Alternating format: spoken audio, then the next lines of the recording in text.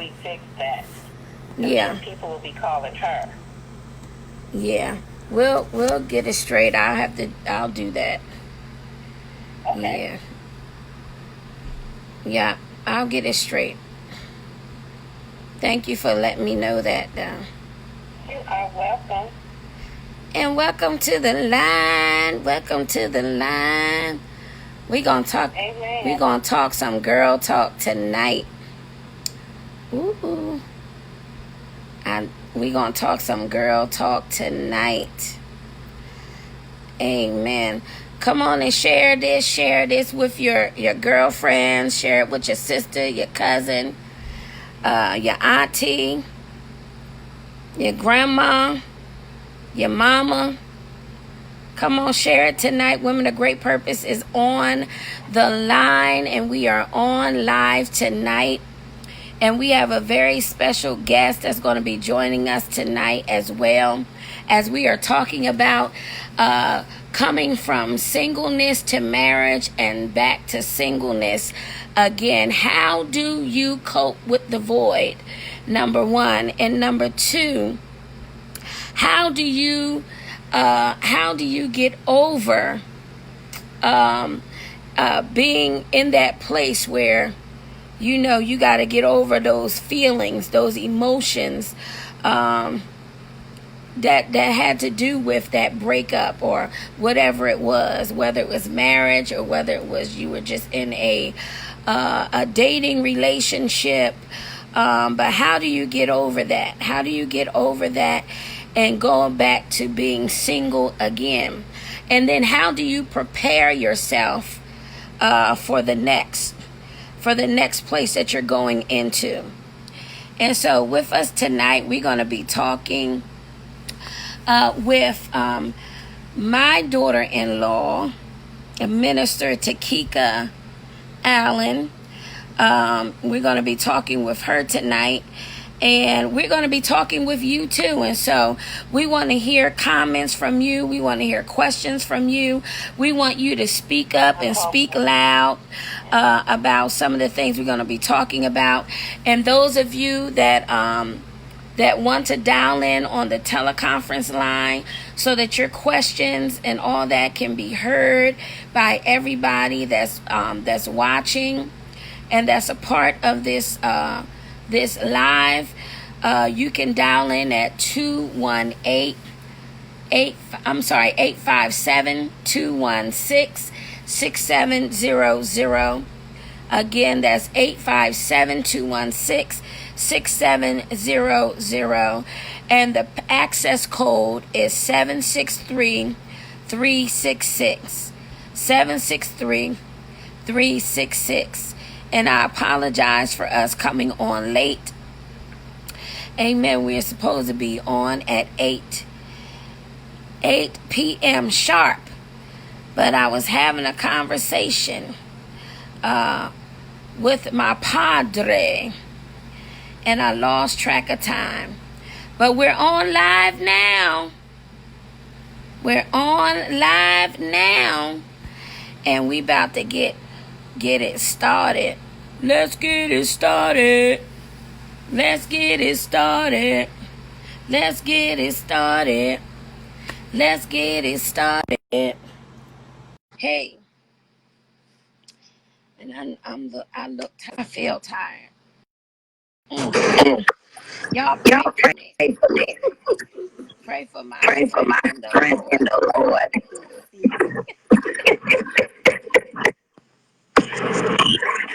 Good evening. Good evening. Hi. Now she's trying to be all shy. I don't know. Everybody can hear you. Hi, people.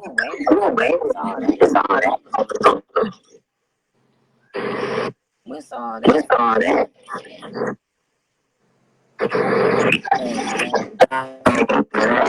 Is it still? What is why distorted? Distorted? Can you hear me talking? Yeah, somebody said there's a bad echo. I'm in a hollow room or something. Let me see.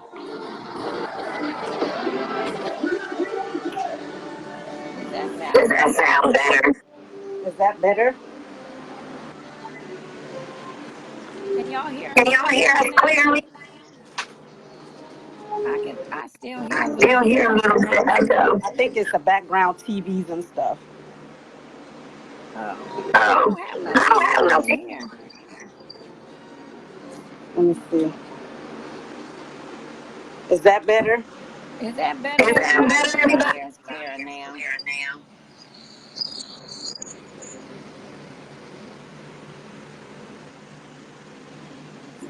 No, I said no. Oh, goodness. Maybe I'm too high up. What do you mean? Are you standing on something? No. He's standing on something, y'all. So you can't hear me.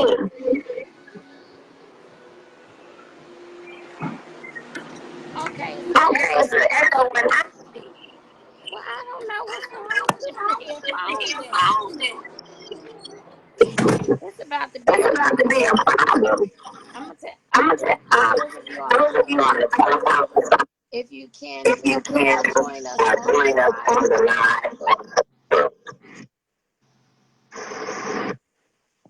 Is it? I don't hear it distorted. I don't know how to say that word, though.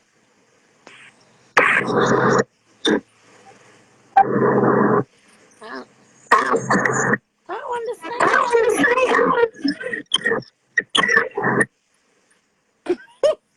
The enemy trying to sabotage our call. Is it better now, or is it still delayed and garbled? I don't know what that means. I should probably go out. I might have to go outside. I can hear the cell phone.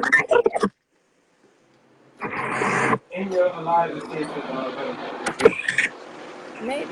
I don't know how to end That's it. right, Donna. The devil is a lie. How do you end this? Oh Lord, you're the host on the live. He is? He said click the end your live and see if it stops.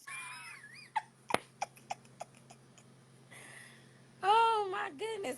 We can't have no women talk, no woman just discussion without no man being on there. They nosy. Y'all give us a few minutes. Now, how does mine sound now? Does mine sound better now, or am I still distorted?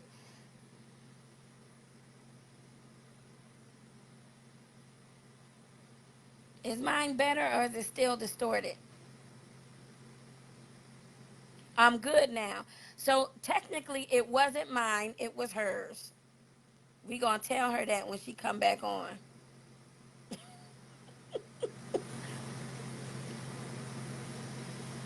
What happened? I thought I pushed her to come back on. Ooh, where is she?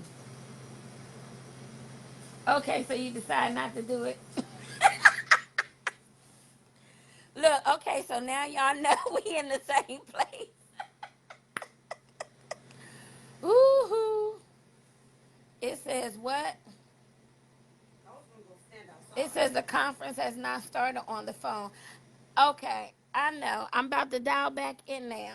You about to stand outside on the front porch? So I can talk freely.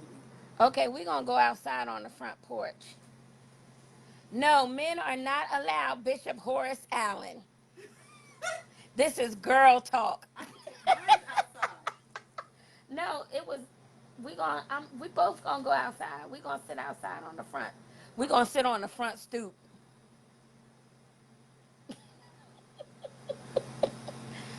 How about that? Y'all wanna sit on the front stoop? I don't know how we gonna do that now. I could have went outside because it's my phone connected in here. Oh, you think so? Okay, go ahead, try it. We gonna try it. All right, and I'm going to dial back in on the conference line. Hello. Hello, Chelsea. Hello. Um, Bishop Marcus Fisher Jr. Listen, I'm telling all the men on here, the title says Girl Talk, Women of Great Purpose. I wish I could put a private setting on here so no men would be on our live. I'm just joking. Y'all can be in, y'all ear hustling. Just ear hustling. That's what y'all do. That's okay. Ear hustle away. Ear hustle away. I'm dialing back in now, Fran. I'm dialing back in now, Fran. Girl talk. That's right. That's right. Tell him, Cindy. Girl talk. We girl talking. Welcome to free conference calling. The conference has not started. If you are the host, we will now connect you to your call. There are 1 attendees in this conference. The host has All joined right. the conference. So I'm waiting for her to get in position so that we can go on with what we're doing. Oh, Bishop Dee Allen, get off of the live and put some plugs in your ears. Donna, that is funny. Sometimes I wish that did work.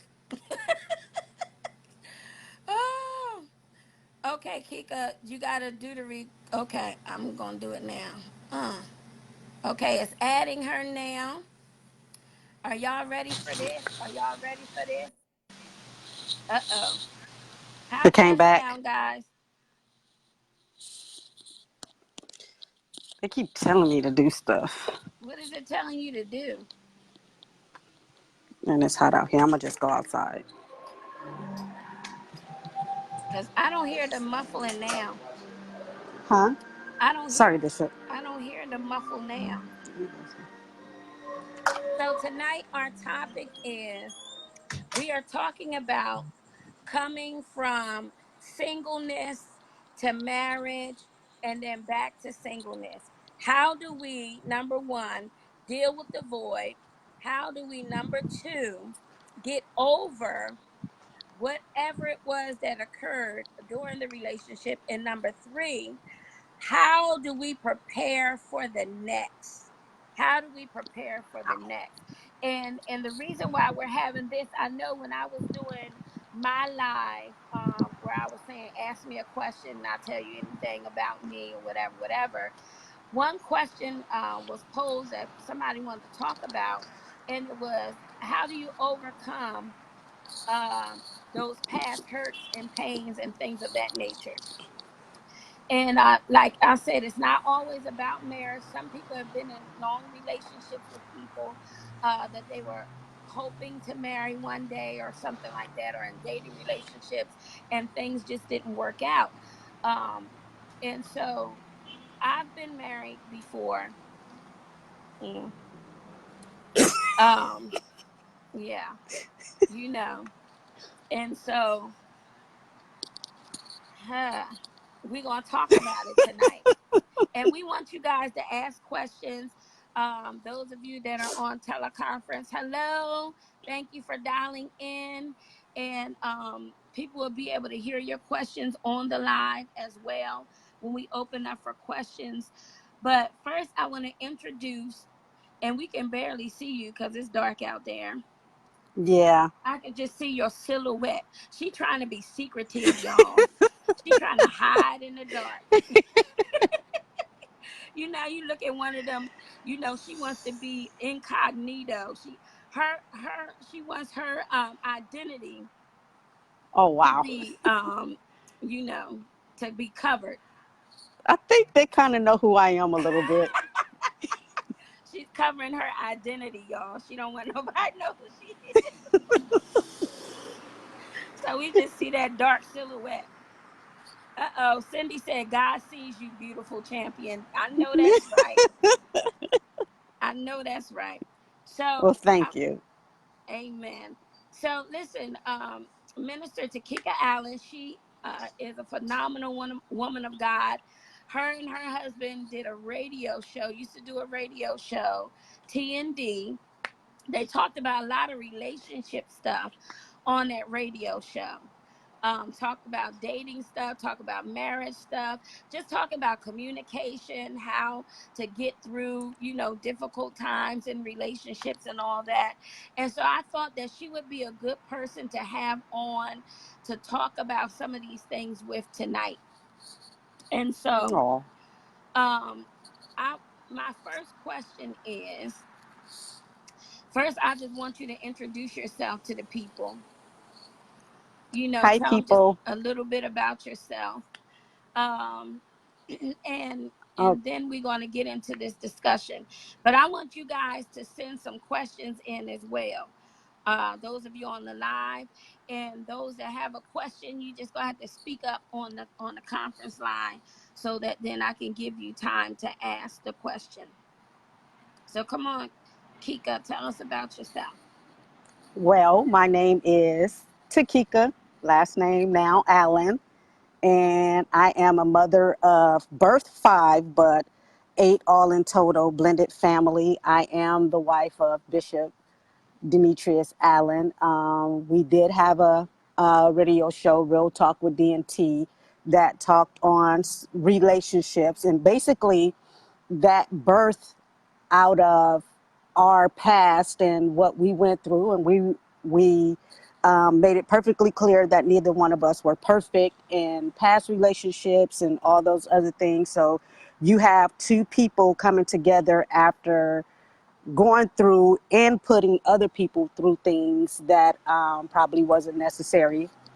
But we wanted to be real with everyone and show them our relationship. It's not always lovey-dovey. We have spoken about arguments or what we call debates that we've had and how to get through them and what we've done to get past those things. And, we're still in the newlywed stages and we're still um, learning each other. The one thing that you have to always keep in mind is that when you're married to someone, you're always learning from that person, the good and the bad, and the in between parts. Things they may not know, but because you're learning them, you do see those things. So, but yeah, I'm a stubborn type of woman. Um, and he did spoil this woman who started spoiling herself as a single woman. And now it's his fault that I'm spoiled. So, you got to live with that. Right, and So, he got to but keep it yeah, going, right? He got to keep it going. yep. He definitely Yeah, does. sometimes it can be hard to keep it up, you know what I mean? But Yes. but we want to talk tonight because there are so many women that we get into relationships, we're in relationship with a person, we give them our all because us as women, we are emotional. We connect emotionally, um first of all, and then it's like we get these feelings, we get all entangled with people, and sometimes I think we get entangled with the idea of who they have presented themselves to be to us, Right. first of all. Absolutely. And by the time we get to see their real self, we either already married to them, or we so far in, it's too late to turn back now. Mhm. And Oh, my. so we tend to deal with what we deal with, um in order to continue to be in that relationship and make it work, right? Right. But then what happens when we are in a relationship and we feel like we're in it for the long haul? We put up with all the mess, we dished out mess, we got through some rough times together, over some hills, through some valleys, and then it's like, the relationship just doesn't work, and we Hmm. end up single again.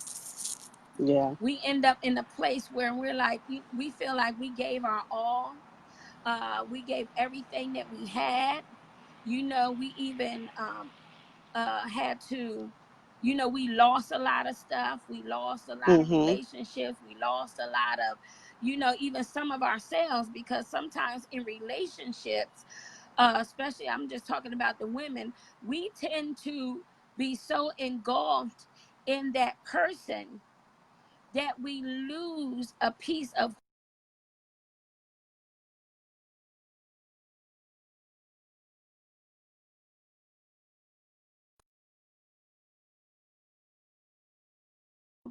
And then we got to find ourselves all over again.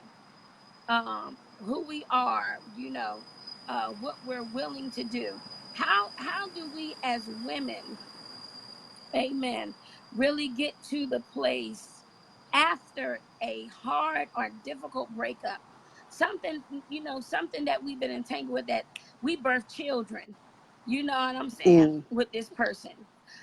We've been, I mean, through it all, we didn't had to deal with the nastiness. We didn't had to deal with unfaithfulness. We had to deal with, all kind of foolishness, and we dished some out too. But it's about, how do we pick up the pieces from that? Well, for me, I can speak in my first marriage. I experienced all that you were talking about. I um, got married. I started, dealing with the man. He was my children's father, of course. He was 15 years older than me. Um, and I was about to turn 19. I was 18 at the time. And everything he said to me was on point. Everything. The first thing in being single before you get into a marriage is what I had to learn the hard way is you have to know who you are. If you do not know who you are, everything someone says, whether it's a man or, hey, men go through it too with women, but we have to learn who we are. I did not know who I was before my first marriage. I was an insecure little girl. And before we got married, I was pregnant. I had a daughter, my oldest child, with him. And like, I remember it was a time that I paid for everything. And like, he had no money and I was buying stuff. And he told me after my oldest child was born, he told me that he liked me, but he didn't love me. And I just looked at him and we walked out. We were at Carl's Jr.'s and we walked out. I threw my cup of soda, just threw it in a parking lot because I'm like, wow, like I just gave birth to you. People told me that I shouldn't be with you and all this other stuff. Like, what is wrong with you? Because it was a secret. And he turned around and called me and was like, I'm just playing. And he told me, I'm going to treat you like Bill Cosby did Felicia Rashad. I believed everything he said. And we got married and it went downhill. Like I was married to a roommate. I never saw him. If I did see him, he was sleeping. We were homeless from time to time. And um, I always tell people that all I did was birth. All he did was bless me with 5 kids. That's what he did for me. And I wrote him letters and was like, what can I do to make myself better for you? I blamed me for our marriage not working. And the thing about it, and I just said this earlier to somebody, that we so desperately want someone to fill in the space that we're supposed to be filling in ourselves. But we're not taught that. We go by image of what we see how other people marriages is working and thinking I'm going to be in the marriage like they are. We don't know what's going on the inside of their homes. Right. All we know is what they're presenting on the outside. So what I honestly love about being in the marriage that I'm in now, no, we don't tell all our business, but we do let people know we're not perfect at all, because we want people to see the realness of a marriage and what it's really about. And I told my husband, I'm not going to do any kind of radio shows or nothing if we're not going to be real. Good, bad, ugly. We messed up here. We did this here. And in my first marriage, I was silenced. I didn't speak a lot. I was just seen. I was miserable. I was unhappy. My children started becoming unhappy. And I was taking my anger out on my children. And they couldn't understand why. Because to them, They had playtime, they were happy, and they didn't understand why mom and dad were two different people. And I was literally sleeping with the enemy. And to think about it, you would think I was talking about my ex-husband, but it was me. I was sleeping with me. The enemy was me, because I kept pushing myself to be in something that I shouldn't have gotten in the first place. So once I had enough courage to tell him, I don't want to be married to you no more. And I said it to him just like that. I don't want this anymore. This is not working for me. I'm not happy. You're not happy. We don't talk to each other. We've kissed 3 times in our whole relationship. And after we got married, before the reception, while taking pictures, he told me he wanted an annulment while we were taking pictures. So I'm like,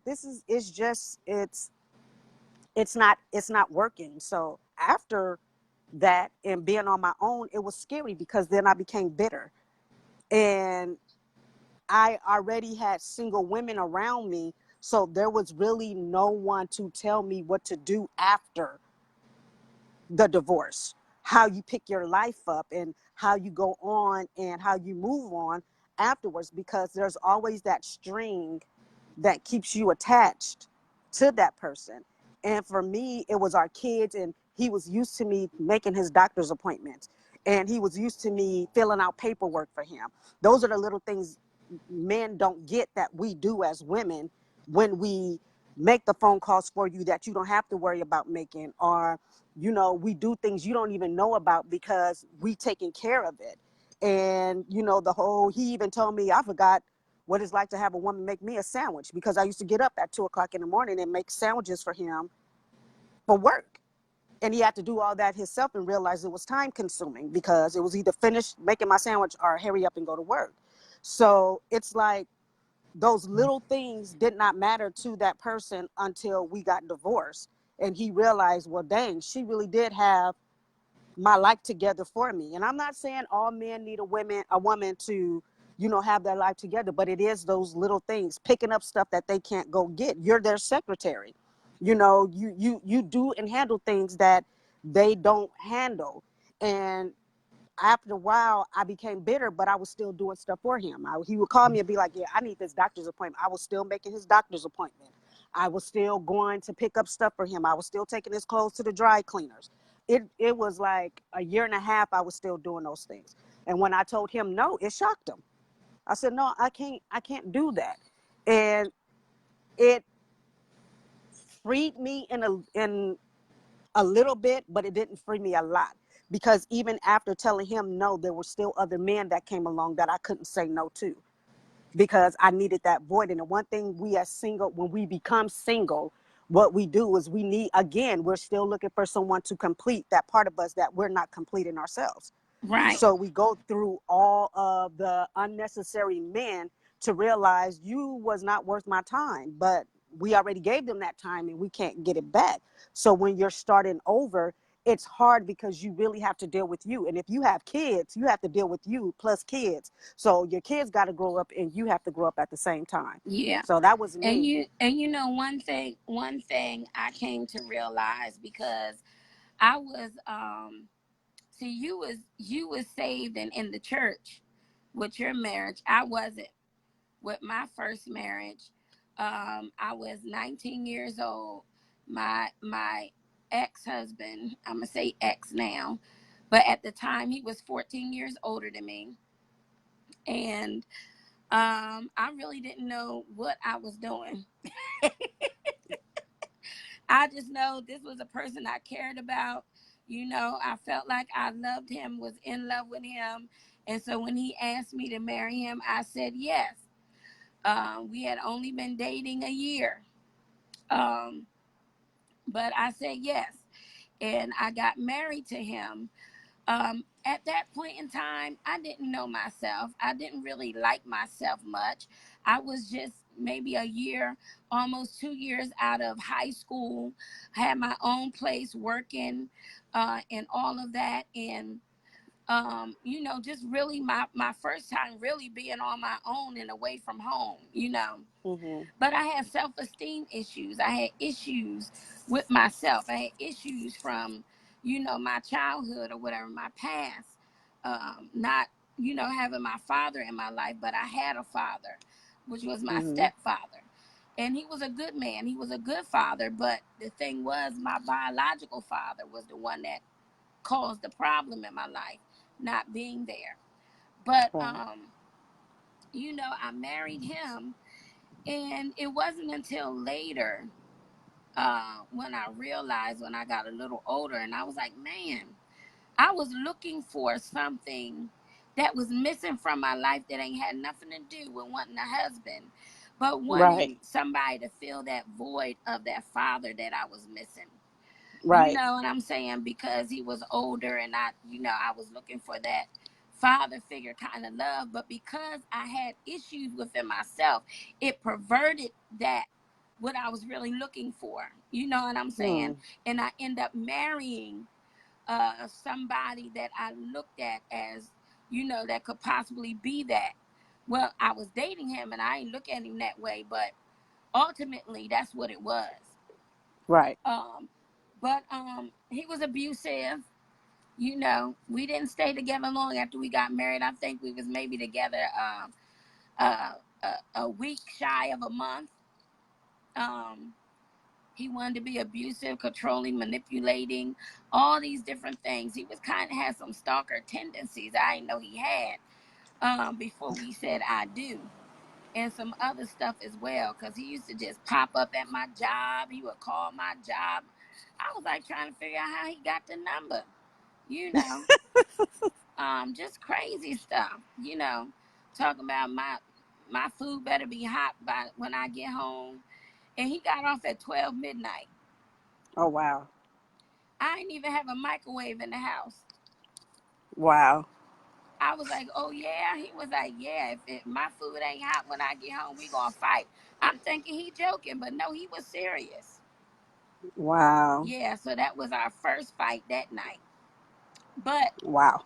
the thing was, that relationship there almost led to my death, because I was in a place where I wanted something to feel a place in me, because I didn't have the knowledge or the understanding of how I could fill that void myself. You know what I'm saying? Through that self Mhm. love, through that self appreciation. You know what I'm saying? By just having that esteem for myself and the respect for myself and the love for myself and who I was. And so I needed somebody to fill that void, to tell me I was beautiful, to tell me they loved me, to tell me, you know what I'm saying, that they would be there for me. But when that relationship was over, you know what I did? Jump right into another one. Wow. Jump right into another one. When I finally, got away from him, I had to move, some states, several states over to get away from him. And even when I was in those several states over, um, I got a card in the mail from him. It scared me to death. I was like, oh Wow. Lord, this is my childhood being replayed all over again. Because my mother was married to a man that she had ran away from. We had, me and her, ran away from, and he followed us states and just tormented us, just harassed us, just, did all kind of stuff. And so I was like, oh my God, I would come out the house, I'm looking around trying to see, if this person gonna jump down off the roof, just all these things was coming back because of these experiences. And so with that being said, for years I went through this continuous cycle, getting out of relationships, getting into another one. I mean, listen, I always knew that I wanted to be married, that I was supposed to be married, right? Mhm. But nobody ever really told me what marriage was supposed to be like, what it was supposed to look like. I Right. never really understood, because for real, I didn't have the examples in my own family. The only example I had was, my mom being in this abusive relationship, and I was like, I don't want that. I didn't have no example until my mom met my stepfather. You know what I'm saying? That was an example for me, but the other things was already put in my head. You know what I'm saying? The TV Right. things that I watched as a child was put in my head. And so I'm thinking, oh, marriage is going to be easy. It's going to be love.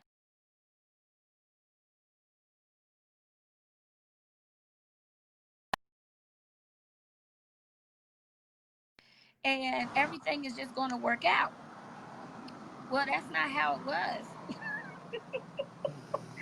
Can I just be honest? Every person I married, it was like I I made them better, but I got worse. Wow. You understand what I'm saying? Yeah. I did for them, but they couldn't do nothing for me. Wow. You know, I took care of them, but when I needed somebody to take care of me, nobody was there. And so every time I got out of, that relationship, that marriage, it was like I was just more and more broken. Yeah. But it wasn't until, and I'm sorry, I got to bring this is the truth of my reality. It wasn't until I really started having a relationship with the Lord that I understood love and how to love Hmm. me and how to heal from all of that. You Right. know what I'm saying? How to heal from all of that, all that brokenness, all those pieces being mended back together. That's when I really understood love. Because I would listen to the old women talk, and they would be talking about how they've been with their husband for 50 years.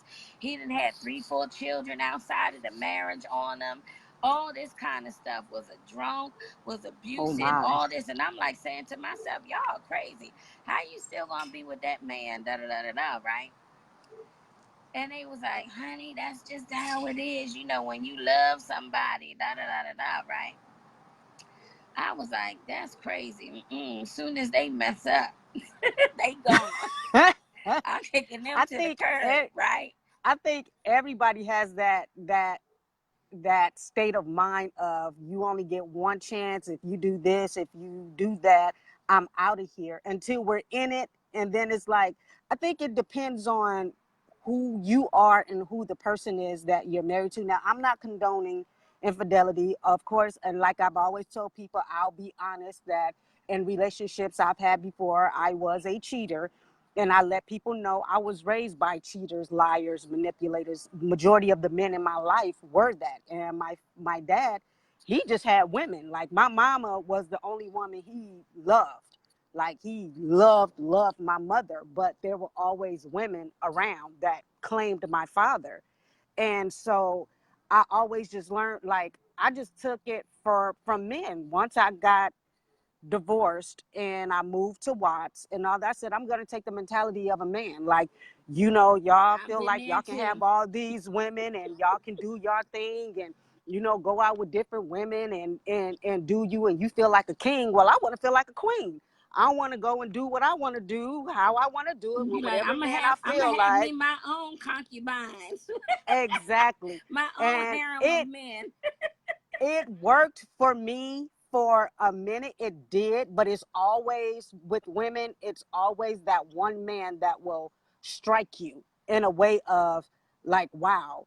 And it was a man who had me mentally. He had me, and it messed me up because I saw myself submitting to a person who, in the back of my head, I knew, why am I doing all of this? Like, you made things my fault, and you made me see things in a way that if it wasn't for you, then I wouldn't be who I am. And it hurt, but I couldn't let go of it. It's like there's a um I as many people don't like Beyonce and say whatever they want. I listen to her songs. Everybody else based it on her character. I listen to songs, and she has songs like Poison. She has songs talking about toxic, and the song Poison, she tells them it's just like poison. And the thing about it is, the cure is found in you. I'm so addicted to you. Not only are you my ailment, but you're my cure.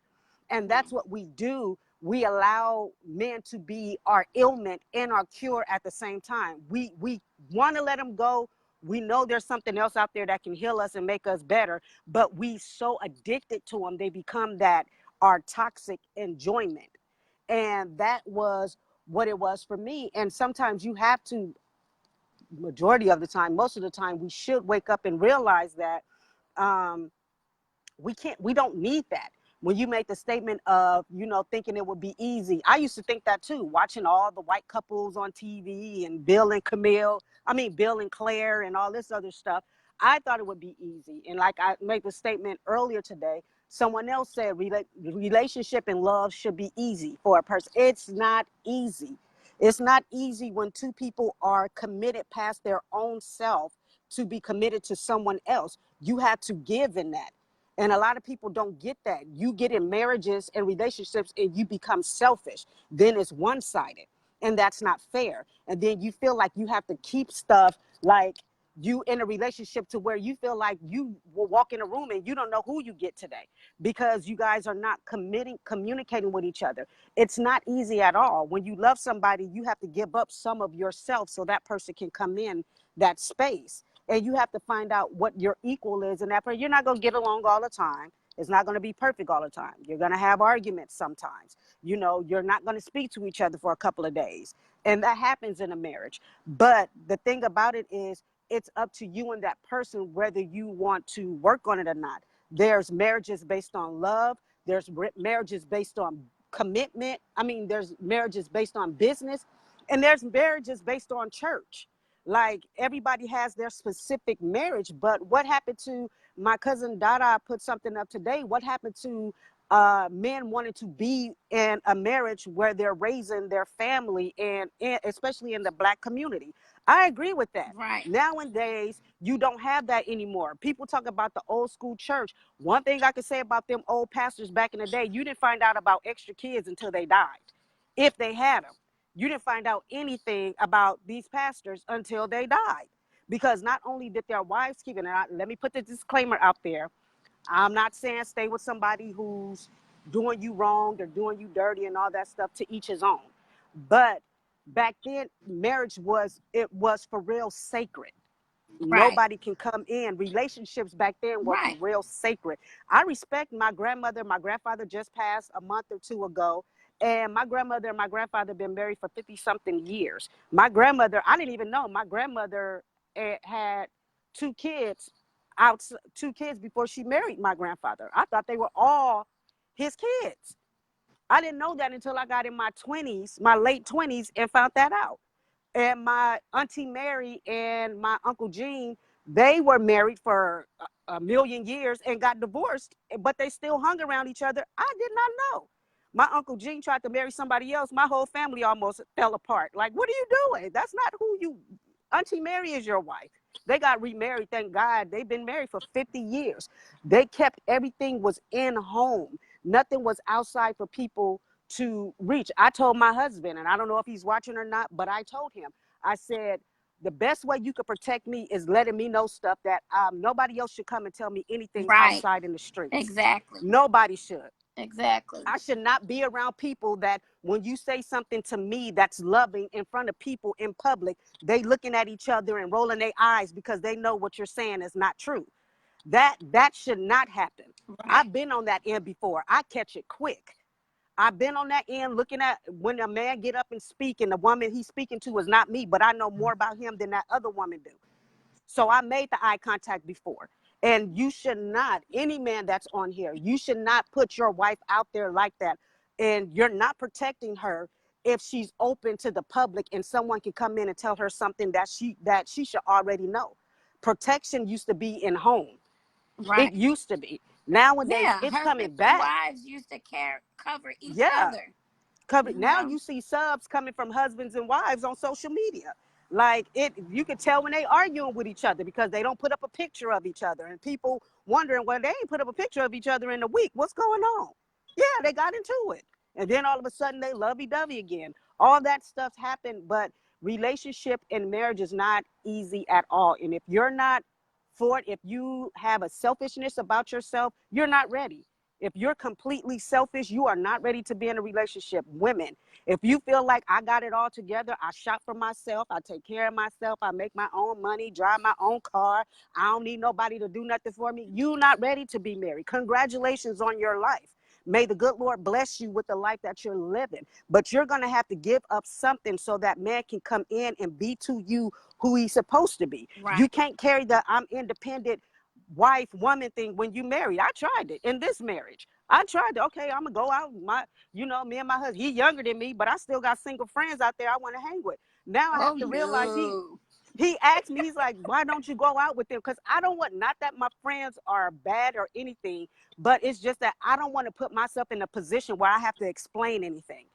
That's just me. I was raised around older women, and I thank God for it, because it's nothing like an old school woman. She'll tell you I'm an old school fool. Can't nothing get past me. Right. And I've learned that, and now I sit back and I smile at a lot of stuff now, because I'm like, okay, my auntie taught me that. My granny showed me that. My cousins that are married, they taught me that. And I've learned from it. Even during their divorce time, they showed me that you still got to be a mama at the end of the day.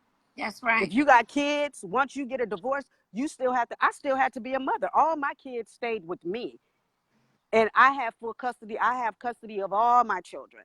And they had to stay with me. So I still had to get up, be a mama, close the door, go scream in my room, go cry in my room, get over it, and get up. But nobody told me how to express those things. Right. I did not know how to express. So a lot of people, even when I do stuff like this, when I go live and share a little bit about myself, people tell, okay, you shouldn't do all of that because it's like you're coming from, no, I'm coming from a healing place. I'm reaching women That's that right. are out there and they're going through this. Mm-hmm. You don't know. There's as much as people tell me, stop telling your story, stop telling your story. There's women that be in my inbox. Thank you for sharing. Thank you for Exactly. expressing that. Right. Because they need that these days. Women are going through, especially Black women. We prayed so much. Back in those days, we didn't deal with depression. That's the devil. Oh no, the blood of Jesus. Depression ain't. We didn't deal with postpartum But depression. that's We didn't why so deal many with people any deal of it. with it now. Exactly, because back then it was an untold story that didn't exist. Oh That was yeah. the devil. No, we have those things. We get hurt. The only thing we know how to do is to put on makeup, get on Facebook, and smile for Brush it up everybody. under But the behind rug. that, Mm-hmm. exactly, and we're crying, we're angry. We done broke mirrors in the house. At least I used to. I broke mirrors in the house. I broke glasses. Anybody that used to come to my house know I used to have a cabinet full of alcohol. I was a complete pill popper and alcoholic because I didn't know how to express my hurt. I just knew in order for me to get over that hurt, let a man get on top of me, get done. I'm cool for a minute until the next day when my hurt come back. Right. So that's a lot of stuff. And there are women on social media right now that is hurting and they're saying it, and we're looking at it and we're scrolling past it because nobody wants to say, sis, I was there, I know what you're talking about. Right. Sis, I've been there before, I know what you're talking about. Nobody wants to say that because nobody wants to reach out. When I got married, people went silent on me. When I got married, it hurt my heart. People went silent on me. Women went silent on me. Women that I thought would be by my side because, this was something that they knew I wanted to get married again and they saw the happiness in me. But it's crazy that we rely on Facebook. But to be honest with you, I can't even get a like from some of those women because who I'm married to. And they look at it as, oh, she was the side piece that became the wife, but you guys are still silent partners. Y'all still living in silence. I'm See? sorry that I made it out of the side piece area, so y'all say, which y'all don't really know the story, but Come on. I'm sorry I made it out of that. And y'all look at me and get an attitude because y'all still in the closet. No, it ain't sorry. It's sorry, not sorry. Amen. It was destined to happen because at some point in time, you had to come to a place where you understood that you were more valuable than that, and Right. that was not going to define you, and that was not going to be your destiny, and that there was something greater that was in store for you. And the Right. problem is that a lot of times, going back to what you said before about how you had the mentality of the men, I did the same thing, and I felt Yeah. like I was going to do men like they did us, Right. you know. And I had one for every day of the week. One I wanted to go to the movies with, one I went out to eat with, one I just wanted to, go to the room with or whatever, kick it with. Yep. And but it came to me when I said, you know what, dang, they still getting what they want. I was like, Right. wait a minute, they still getting what they want, so I ain't winning. I'm not winning at this, Right. And so It's I really tiring. just I had to, didn't see how they can do that. yeah, It was too tiring. It was like I'm mixing up names, and my thought is somewhere else because somebody did something cute the other day, and now I'm with somebody that's boring right now, and it's like, oh my God, and you saying the wrong name at the wrong time, and then that's a fight, and you got to explain yourself. Dudes knocking on your windows and stuff. That's what happened to me. Like I had literally had people knocking on my window. I'm in the house with somebody else, and I'm man, hearing knocks on the window for hours. I'm no. like, what is going? Why am I You doing know this what's to crazy? myself? When you out somewhere and somebody else see you and they pull up Right. and you just be looking like, You don't know what to say. You're frozen. look, I'm saying it happened to me one time. I was like, you know what it is. Oh, you bobo. You bobo. I was Me, like, I you know what excused it is. myself and went to the bathroom. When that Right. happened to me, I was like, oh, I got to go to the bathroom right quick. I'll be right back. And I called the other person, was like, hey, what you doing? Oh, I already saw you. Oh, no, that's my cousin. That's my friend. Like, No. I did stuff like Because it was easy for men to do that. right. They be so calm when they see another female and we looking at them, they be like, man, come on, quit tripping. Like, and you just be like, what? But we quit tripping though. We stop tripping. We play our part. We stay in our lane. And then the next thing you know, we arguing, but they do something to clear the attitude up. And we in the bed with them just to get up the next day and still have an attitude off of what we saw. But I tried it and I couldn't do it. I was getting text messages wrong. I was saying thank you for last night to the wrong person. And it was just, that's I the couldn't do it no thing. more. But that's the thing about me. I didn't have that kind of connection. I mean, it was what it was, you know. And so if I saw him when I was out with somebody else, oh well, Oh, you mad, get wow. over it. We ain't like that. You You ain't my Bobo. man, I mean, for real, because Wow. I couldn't do it. I was tired of being in committed relationships with people, and they just cheating and all that. I'm talking about Yep. marriages, and they cheating, they doing what they want to do, and all of that. I was like, man, forget this. But and one thing I never did is if we was done, we was done. I ain't go backwards. Hmm. And Yeah. my last I'm saying my last marriage, my saved marriage. I was saved. I was saved, filled with the Holy Ghost. Okay. In this one, I knew better. I Yeah. understood love better. You know what Right. I'm saying? Because I had love for myself and respect for myself. But I was in a relationship with somebody that didn't know who they were. They didn't, Right. they were lacking, they were broken, they were missing some things, and so they was out there in the world trying to find themselves. They were trying to Yeah. find themselves in every woman they could. They were trying to find themselves in alcohol and find themselves in weed and all these things. And it was horrible, because here you are now in the place where you like, okay, God, I'm doing this thing right, you know I'm doing it for you. I know this relationship is going to be blessed. This marriage is going to work. We going to church together. We going to conferences together. We doing all these things together for the Lord to build our spiritual life. And then you find out that one day it just ain't what it was. It just Right. ain't what it was.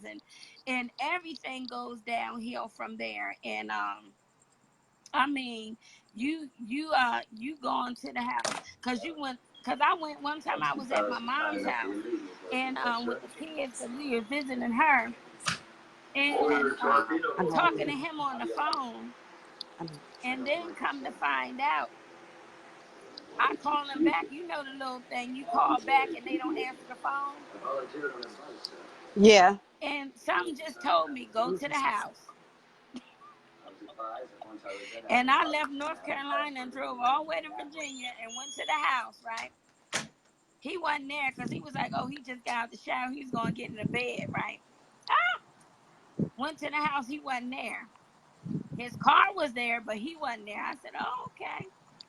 So I sat in the house in the dark.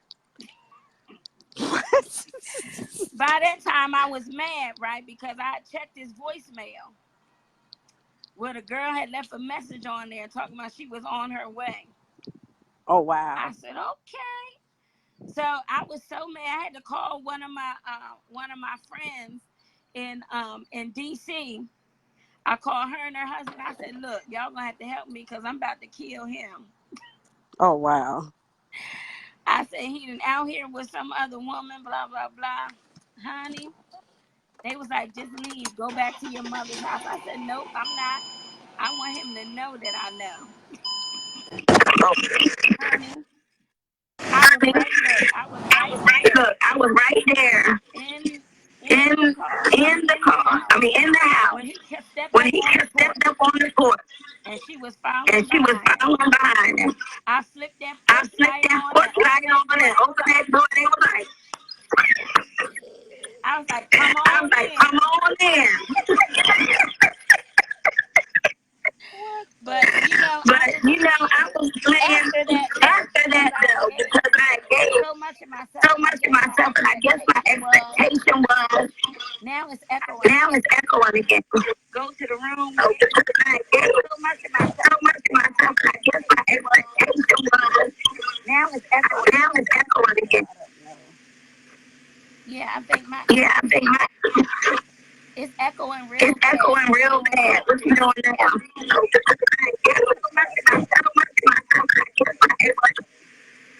It sounds real bad.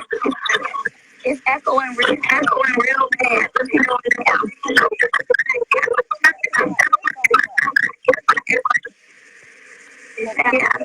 real bad.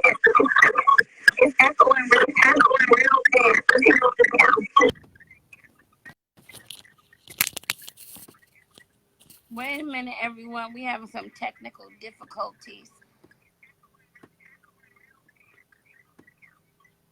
I still hear the echo. But what I was going to say is that when it was over, when that marriage was over, yeah, keep your earphones in.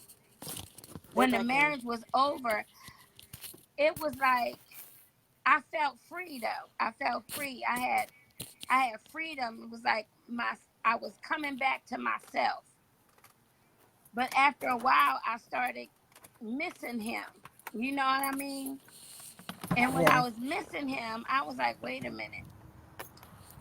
I just felt vulnerable. And he would call and, want to see how I'm doing and all this, that, and the other. Wanted to take me out. And I said yes. But then the Holy Spirit said, no. Why are you going to go back into bondage?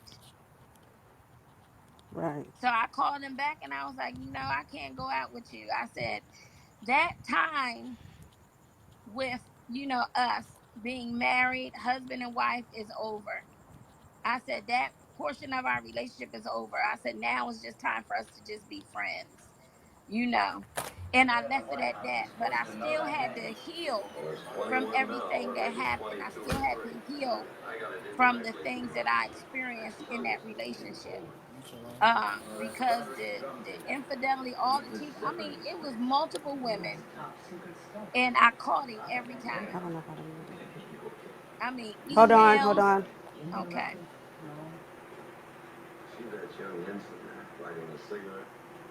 I'm holding on. That's where I got it. From my ensign. He's my son. Can y'all hear it clearly now?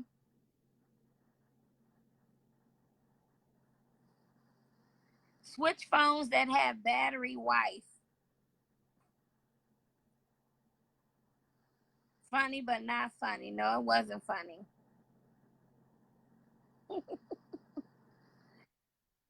Ooh, yes. It was very painful. Uh-oh, I think we lost her. It was very painful, but um,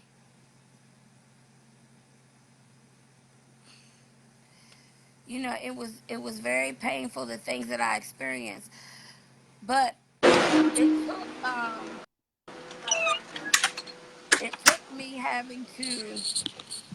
took me having to really um just be by myself in order to be healed from that experience. And because I was in a different mindset, I wasn't rushing into no relationship. I was in the point then where I was like, you know what? I don't want to be married. I don't want no husband. I ain't trying to be with nobody. I just want to be busy doing the work of the Lord and just spending time with my family, and that's it. I'm good. And that's how I felt. But then I said, well, God, if it is your will for me to marry, then you let my husband find me. And I left it at that. Right. But I just continue to do the work of the Lord. So how I dealt with the void, was I filled the void with positive things. I didn't allow him to draw me back in to that relationship. Because you know how it Hmm. is, that breakup stuff. Yeah. Yeah. And it was very tempting. And there was a soul tie that was still there that had to be broken. Um, but I had to be willing to break it though, so that I could really Right. be free of him. And I tested it out one time. Cause he used to call me all the time, and he want to come say, "Oh, I want to come see Melanie. I want to come see my daughter." Da da da da. And he would come see her. She wanted to see him, but he would, just be in my face. But the thing is that I I said this. I said, okay, God, I want to be free from that. I don't want no hold to be on me. I don't want him, to be trying to manipulate me. I want to, the next time that I see him, I don't feel nothing. You Right. know what I'm saying? I don't desire him. You know what I'm saying? And so what I did, I Right. was on my way up to Maryland, and he was on his weekend camp with the military. So I called him and told him, I said, meet me at the exit. You know what I'm saying? Because I was going to test it out. I said, I'm going to kiss him and see if anything happened. And if don't nothing happen, I know that soul tie is broken, right? Girl, I was crying it. And I was like, Lord, I've been praying the whole time up there, right? So I kissed him, ain't feel nothing. I start shouting. He was like, what is it? What happened? I was like, nothing. Talk to you later. Have a good weekend. And got in the car and left. Right? I was like, yes, thank you, Lord. And after Mine that, was though, emotional. huh? Mine was emotional. Woo. Mine was, it was, I'm always the type of person that a lot of people um, ask me what type of man do I like or something, and I'm like, I like a man that will stimulate me mentally. It's not about a sexual thing. Right. It's a mental thing. But with that same thing, it can also be a manipulation that they use towards your mental, and you don't know about it. So when you ask for that kind of stuff, or make sure when you say what you like in a man, you make sure it's not something that can be used against you as well. Right. So for me, it was a mental thing. And again, I've shared this story before, that it was one thing that was holding me towards that person, and it was transportation. And once I dropped those keys in that person's hand and I left, I cried, because that was really my hold. Like, it was always something to keep me attached to that person. And it was like a freedom that was kind of scary. because it was like, dang, I let you go. Now there's always residue, because the thing about it is this: when you know that person and you know the people that is around that person and you have mutual friends, it makes it more awkward. So you try to find a way to bring peace, and that peace turns into something that's misplaced and misunderstood. But you know what? So, When even with that situation with my ex, I didn't have that problem because I had been through so much torment with him. You know what I'm hmm saying? And I was like, I tried to leave several times, but the Lord would tell me, go back in the house. I tried wow, not being intimate with him, and God would tell me, go in there and be with your husband. You know, all this wow, kind of stuff because everything that was going on. And it was like, when he finally said, you know what, I want a divorce, I was like, it was like a weight was lifted off of me. No, I'm so serious. It was like a weight was lifted off of me. I was not myself. I had reverted yeah, back to a person that was angry all the time, frustrated all the time. I was smoking, I was drinking, I was, you know what I'm saying? I was back cussing like a sailor because, and it wasn't because of him. I was mad with myself because right, I was like, you know, you messed up. You made the wrong choice. You made the wrong decision. You should have never said yes. You should have never married him. You should have, you know, I was beating yeah, myself up. And I was so angry with myself that I started becoming this person uh, that yeah, I thought I had left in the past, you know. yeah, And I had to climb up out of that hole. That hole almost took my life. You know what I'm saying? Because I almost committed suicide. I was so miserable. And like I was saying, it wasn't him, it was myself because I made the choice. So when that thing was broken, when I gained my freedom, my liberty, I was happy. It was like I had a new lease on life. It was like I had died and came back and was yeah, brought back to life. You know what I'm saying? yeah, And everything was fresh and new. And I was like, man, this is a new opportunity. I ain't making this same mistake again.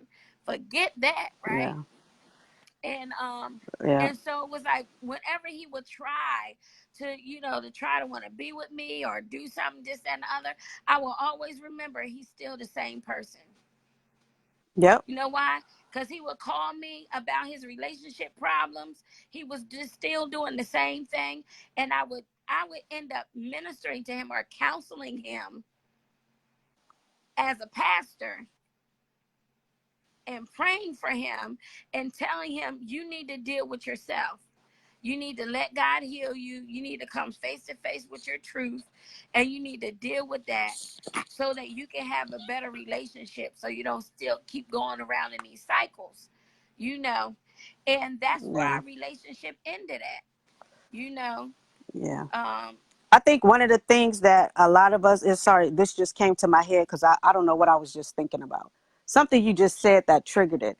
But what I really, that I end up personality. counseling him. No, I don't remember what it is that you just said directly, but it made me think of personality, of how when we get with someone, we become, oh, when you were talking about you didn't like who you was and that person that you became again. And it hit me because I just started thinking about each person that I was with and how I tried to fit in the Yes, person that they wanted to be. right. So I became this person. And I don't know why, but it just made me want to, I'm always in prayer for women. And like I said, I'm not perfect. Or my marriage today is not perfect. We're learning each other. But what Mm-hmm. I do love, and I do have to say this, what I do love about my marriage is that I don't have to hide who I am Right. in this marriage. I don't. Whether it's angry, when I get mad, when I have my little spoiled moments, or when I'm goofy. I'm really a goofy person. And I love the fact that I can be that. With other men, I couldn't be that. I had to be just straightforward, just sit there. Don't smile, smile a little bit. Wear this outfit. I like you in that. You look better in this. What is wrong with you today? Like, fix yourself. And you better not do this. You better not do that. And that's the thing, that what's funny is we tell ourselves that before the men tell us that. Like we'll dress a certain way, and if they like it, okay, I got to stay in this zone because they like this. I got to stay in this zone. I got to make myself presentable like this. I Wait a got to minute. fix Is my myself to be like husband that. still on this live? Is he watching? Is he watching? Look, because sometimes, and it's a shame because my husband will say, honey, I don't like that dress. And I'll be like, I do. Ooh. And Demetrius has hair like I wear short haircuts. I love short haircuts, and I am getting my short haircut back. But we don't have a. It's a funny debate because he does not like my short haircuts at all. So I have to baby go back and start with my. It's certain things. That's what I mean about compromise when you do get it in a marriage. I don't like when he grows that hair on his head. I don't like it. No, if he's watching, I don't like it. And he like when he has his moments of I'm just chilling. I okay, day one. Okay, I see it. There go the hair. Day two, all right, it's still there. Day three, what are you doing to me, sir? Like you're not gonna shave that off? And but when it comes to I will show him short haircuts, and he'll be like, no, like I don't, or he will ignore me. He's like, I don't know what you're showing me. I'll show him a bob cut because I want to baby him in it. So I'll show him a bob cut. And he's like, yeah, I like that. That'll look good on you. That is, those of you that know, see me with the infamous gray wig on or whatever. And I showed it to him. He loves that wig. And he's like, yeah, I like it. I like that. That I looks like good it on on you. you too. When I try to go shorter, he starts ignoring. He's like, I don't know what you're showing me. I don't know what that is. What are you talking? I'm like, isn't this a cute look? Isn't this a cute short haircut? Yeah, for her. I'm like, but what about for me? I don't know what you're talking about. You lost me. But it's things that it's not serious. It's funny. Would I cut my hair short for without talking to my husband about it? No. I wouldn't. If I really, really, when I'm really, really ready for that, I will talk to him about it, but it will be my decision to make whether I want to do it or not. But if it's one of those he just passionate, it's things that he does, and I just passionately cannot stand it. Like he has this wild laugh that he does, and I'm like, oh my God, like, oh God, why are you laughing like that? What the laugh But with that's the laugh with the snort and the chuckle in it? it's that like he's choking. But look, so it's like my husband, he wants me to press my hair, right? I'm like, look, I gotta go somewhere and get that done because this stuff ain't gonna stay straight. Cause as soon as I go out You in the got a lot heat, of hair. it's coming back up. It's coming back, and then I be looking crazy. I be looking like somebody done put my head in a blender or something. But I know he likes it straight, and so every once in a while I would try to get it straight, or either I would put a weave in so it'd be straight for a while. But I can't do this. See all this stuff right here, Yes, Lord, man. that's a That's lot. a whole bunch of pressing. Yeah. But the good thing is he loves the fact that my personality is in, you know, my hairstyle. When I was in my first marriage, my ex-husband never told me I was beautiful. He said I never felt the need to tell you you were beautiful. Why would I tell you that? And what I do love and now and this freedom of a marriage that I'm in, and it's not just freedom I could do what I want to do. It's freedom of having someone that really loves you for you and Right. see you for who you And are not trying and to change you encourages into something that he wants you to be. exactly. And that And was what I my love, problem with my ex. And I think that's why yeah, now I'm like, you know what? And I tried that. I tried to become everything that he wanted me to be. You know what right, I'm saying? And that's why I was so frustrated, angry, and hurting so bad because I was trying to make myself into what this person wanted me to be. But it still wasn't enough for him. right, It yep, still had to be other people. And so it's like now, you know, I'm like, okay, when when you met me, I was like this. So why are you trying to change me now? Right. You know what I'm saying? Somebody asked, That's the thing where I'm at now. Not saying that my husband is, but it's like yeah. this is it. I like being relaxed. The one thing my husband was on was I wear heels every day, all day. I can wear heels all day, every day. And he'll be like, you don't have to wear heels today, right? We're not going anywhere. You can wear tennis shoes. And that's when I realized I didn't own not one single pair of tennis shoes. So for Christmas, I showed this past Christmas, well, last year, he bought me 2 pair of tennis shoes. Then he's like, I'm not buying you any more tennis shoes. Why? Because you're not even wearing them. The kids are wearing them. Like, what was the purpose of buying me tennis shoes? I wasn't used to it, but now we work a job where we have to wear like Yeah, shoes that, comfortable shoes. And as I am getting older, I realize that I can't do heels every day, all day. And man, a lot you of the ain't stuff telling. that, right, it's about compromising. Like it goes both ways. He compromised on stuff that I like when it comes to food, I don't know. I'm gonna be honest. When it comes to us going out to eat, I took that over. Because I honestly don't know what my husband likes. Restaurants, he loves expensive restaurants. I'm not used to that. You give me some Chili's or Red Lobsters or I'm good. And he's more of a he can go to I don't even know an expensive place to name, but he can Maestros go or to somewhere like that. Maestro's, crustaceans and all that stuff. Mhm. That's his type of thing, and he has to feed me into that kind of stuff. But he'll normally eat whatever it is that I eat and don't complain about it. And I just found out what hurt my heart is that he don't like chilies. At first I thought he was playing, but he really don't like chilies at all. At all. And that's my favorite place to go to. And I haven't been to Chili's in almost a year. And it's So like he let's talk passion. about this though. Let's talk about this though. With and then we gonna get ready to get off here because I know we've been on here for 2 hours. Oh But wow. I'm just playing. I don't know how long we've been Oh, on here. an hour. Okay. But for real, after all that, being single, getting married, getting a divorce, how did you prepare yourself? Because I heard you say that you wanted to be married again. Me, Hmm. I wasn't sure, but I left the door open and said, God, if you're going to send them, that's the only way it's going to happen. And, but I was like, I'm good. Okay. But if you want me to be married, you gonna have to send them. They gonna have to find me while I'm working in the vineyard, cause I ain't looking for nothing, right? And Hmm. so, how did you prepare yourself for your next? It's weird to me, but it's funny. A few years ago, I sat with some of my friends and we were sitting and talking about how, we were going to get married and, come to each other's house and drink wine outside, listening to some Sade. We always talk like that. And I always got excited about marriage.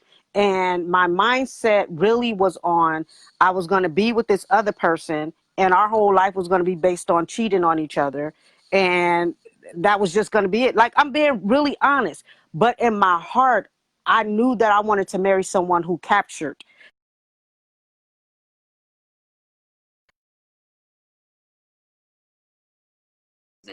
And whoever sees me now is gonna love me, and he's gonna see.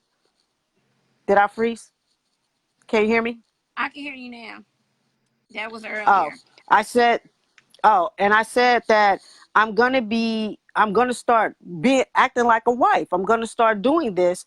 And it just started happening. And I said, whoever this man is, the first thing he's gonna see is that's my wife.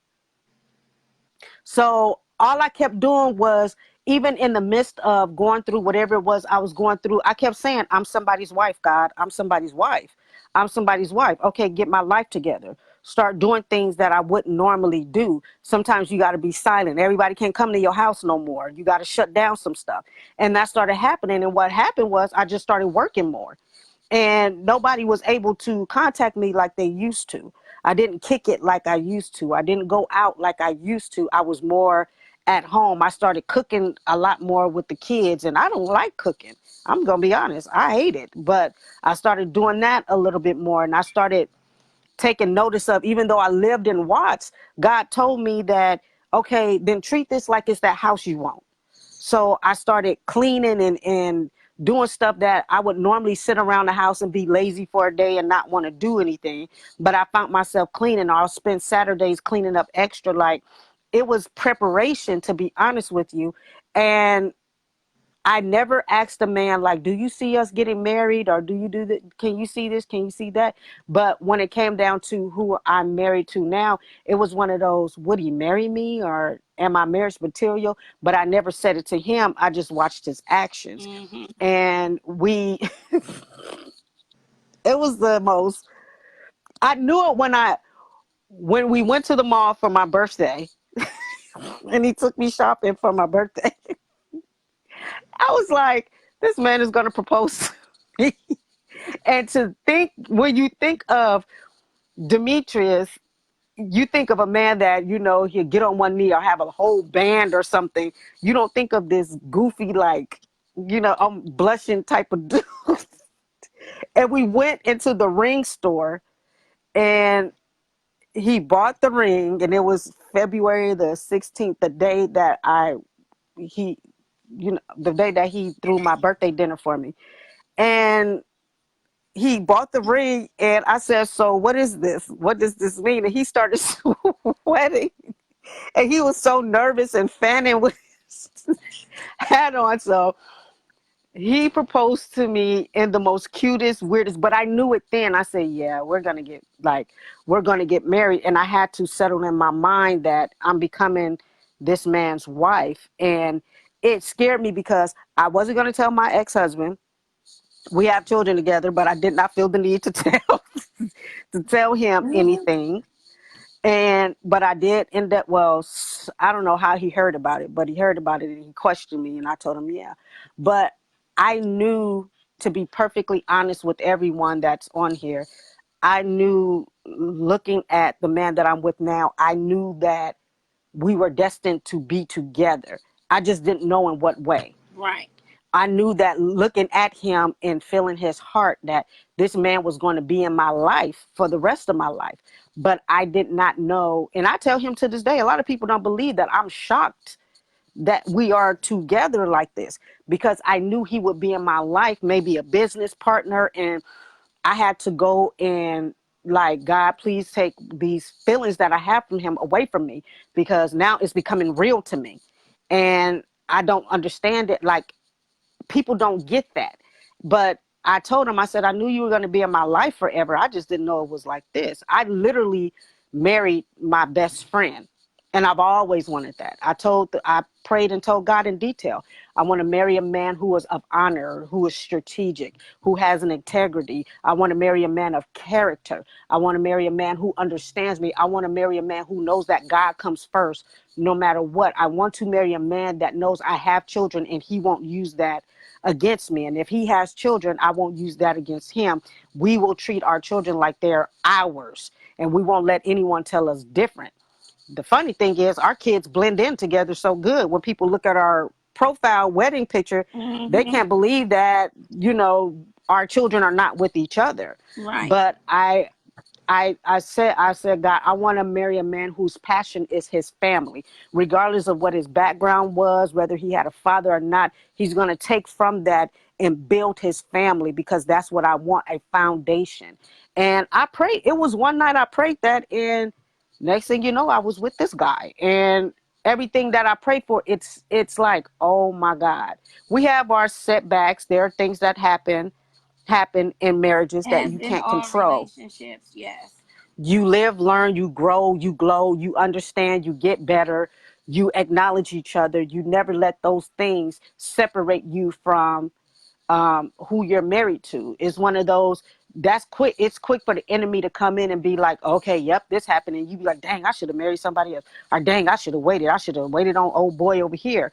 But what I'm most happy about is that I'm married, and I honor who I'm married to, who God, because everything that I pray for, like Sierra the singer, those of you that heard her, she said, I prayed and detailed for my husband. She just didn't know it would be who she's married to. Right. I prayed in detail for my husband. I just didn't know it would be the man that I'm married to. I didn't know who it was going to be.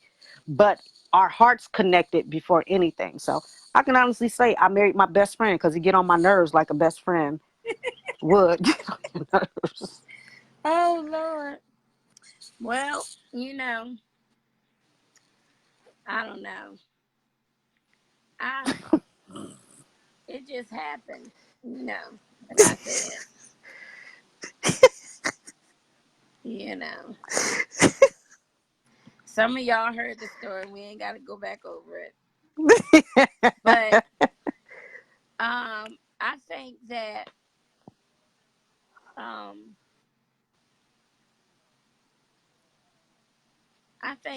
preparation is necessary, though.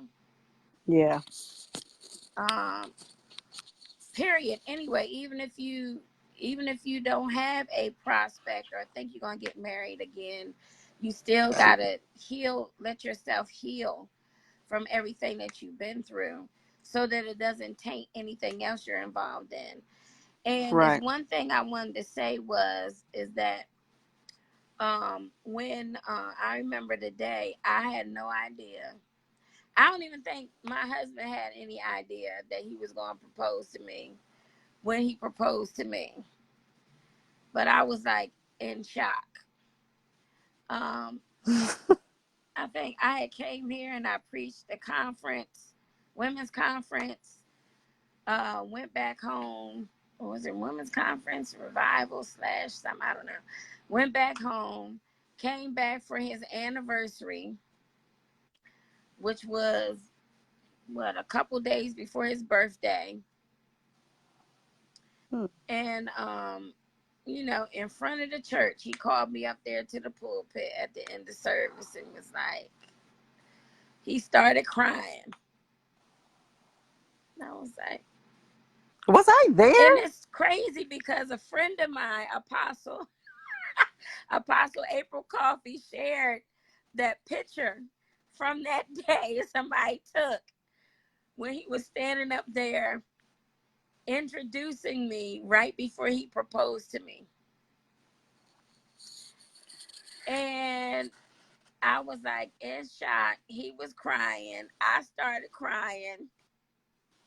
He had no ring. But the next day we went and got a ring. I Oh. was like, wow. But when I told my ex I was getting ready to get married and move to California, you don't know that man. What you gonna do that for? When you moving all the way to California? I was like, look, I said, I didn't have to tell you. I said, but I did it out of the kindness of my heart, just to let you know I'm not going to be in North Carolina anymore. You're not going to be able to call me for me to counsel you and all that stuff. So you need to get your stuff together. I said, and I'm not asking your permission. Right. He was like, I know. I mean, well, I'm happy for you if you happy. But it was like, this dude. Most of the men deleted me when they found, when they found out that I was in a serious relationship, and then when we announced our engagement, and next thing I know on Facebook, because majority of the guys that I used to talk to, we were all friends on Facebook, and I didn't too much care about that because it was Facebook, like it is what it is. Right. But once they found out that I was in a serious relationship and this dude was like not in hiding and he wasn't hiding me, or it was for real public. I mean, I was like, wait a minute, I thought I was friends with this person. Deleted. They deleted me off Facebook. I was like, what the? But yep, that it was funny to me. He and even the guys that still tried to hold on, and they would say little sneaky stuff to see if it was real or not. And my husband would be like, who is this dude? I'm like, I don't know. They didn't pop up until now, till you came along. They just thought he was like, oh, okay, I'll handle it for you. He started deleting them off. I, yeah, I, mm-mm. We have one Facebook now, and it's not because of trust issues. It just worked better because first we were doing business stuff. So this one Facebook works, but every once in a while, it's always somebody that's trying to test the waters to see. So he'll respond to them in inbox. The next thing I know, they're blocked, and I'll be like, "Hey, I wonder what happened to so and so." Oh, I blocked them. Yeah. Why? Because he said this. I'm like, wow. Yeah, So yeah, when somebody they always be found out I trying to was test married, something. yeah, it's always a They get tired yeah. though. That's another story. That's another story. But yeah, you get those people who, take out their pen and paper and they start thinking they're going to pass a test, and some of them fail. And I pray for those who, Miserably. who think that they got the answers and they do not. So, that's no sub. I'm just saying it does happen. You do get people that are, hey, what's going on? They act like they didn't know you were married. Oh, I didn't know you got Exactly. married. Get out my inbox. Yeah. Don't you see that I'm married to Bishop Horace Allen on here? Thank you very much. Or they put a congratulations, I just heard, and but the way they say it is like, oh, you went, then you got people that's like, oh, so I heard you went and got married on me. What the Who heck? are Like, you? huh? Who are you? Yeah. Are you Then the you have father that was those, supposed to walk me down the aisle or something? What? right. Then you have those women's that do the test, I call it the test text, because they text with the, hey, haven't heard from you, how you doing? Or they get a call and, hey, I was just checking on you, congratulations, by the way. Yeah, why are you calling? Like, why? Just push the like button and go on with your life. So those things do happen, people. You do get those, those sidebar congratulations and, oh, I didn't know, and all that stuff. But while you were single, nobody said boo to you. Nobody asked you anything. Nobody asked you how your day was. Is it sunny on your side or nothing? But it does happen. I laugh now. At first it was kind of scary. It's like, what the heck? Like, but now you just have to laugh. If you're committed and you love the person that you Right. with, then you're gonna have your good and your bad. Yeah. But if you love that person and God is in your marriage, God is in your relationship, it will succeed. I will say that. If that's my That's closing the mark, that's thing my that you close. must do is to keep Yeah. God first. And that's one thing, Yeah. that I've come to learn because man, I was a whoremonger. I never tell no lie and say that I wasn't because I was. But I'm so glad God delivered me What is from that somebody from put that on your from that whoremongering spirit. Oh, somebody's hungry. What does that mean? Taco, Diesel? hamburger, taco, He's salad, hungry. French fry, whatever. I don't know what I'm that in means. here talking nice about him and he puts food on on Yeah, the line. and so it's like I don't want for anything. I don't want for anything. I'm not lacking anything. I don't need to desire anybody else to be in my relationship. You know what I'm Right. saying? And I'm like, I'm not even looking at no other dude like, oh, I wonder what that'd be like or whatever. You know what I'm saying? For what? Right. You know, I'm just trying to chill, live my life, be happy, be blessed. I ain't trying to have no whole bunch of confusion. Now I don't want that heartache. I don't want that headache. I don't want the stress. I love my husband. That's the only man that I got eyes for. Yes. I'm checking him out. I'm watching him. Yeah, I'm watching him. And but the thing is that it's like you see so much of it that people with these wandering eyes and carrying on, and it's just sad. It's sad. It's sad. Yeah. It's just sad. You It's have to just so continue sad. to you have to continue to pray, because there was a stage even with me and my husband where trust was an issue, and Really? it's annoying. Oh, you want a whole you see salad? What kind of, that's tossed salad? Don't say tossed salad. He'll take it somewhere else. Look, Don't. he got a hamburger taco and a salad bowl, and then he's standing like this with his hands like this. And then he got salad. Then he got the eyes looking at. Then he got the eyes, and he got salad. What? He said, "Oh no, we don't Toss no toss salad. salad." Okay. All right. D- oh, Lady Culpepper said he's Allen. really hungry. he really is. I'll feed him. He'll get fed.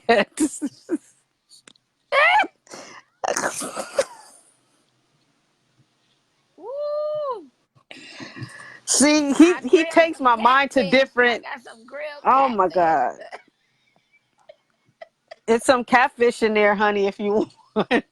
Some grilled catfish and some stir fried rice Wow, with a little bit of this is the vegetable type of vinegar. Yeah. this is the type of stuff that I deal with, ladies and gentlemen. And soon as I go in there and look him in his face, he's gonna be looking at me like, "So you didn't get the signs? What the? What? Oh!" You need to get off our live. You doing too much now. You doing too much. You doing too much. See, this is why this is for women only. What? Y'all, you know what I'm saying. But listen, ladies, y'all ain't nobody ask. Okay, I'm going right. You ain't going. You stalkerish. You stalkerish.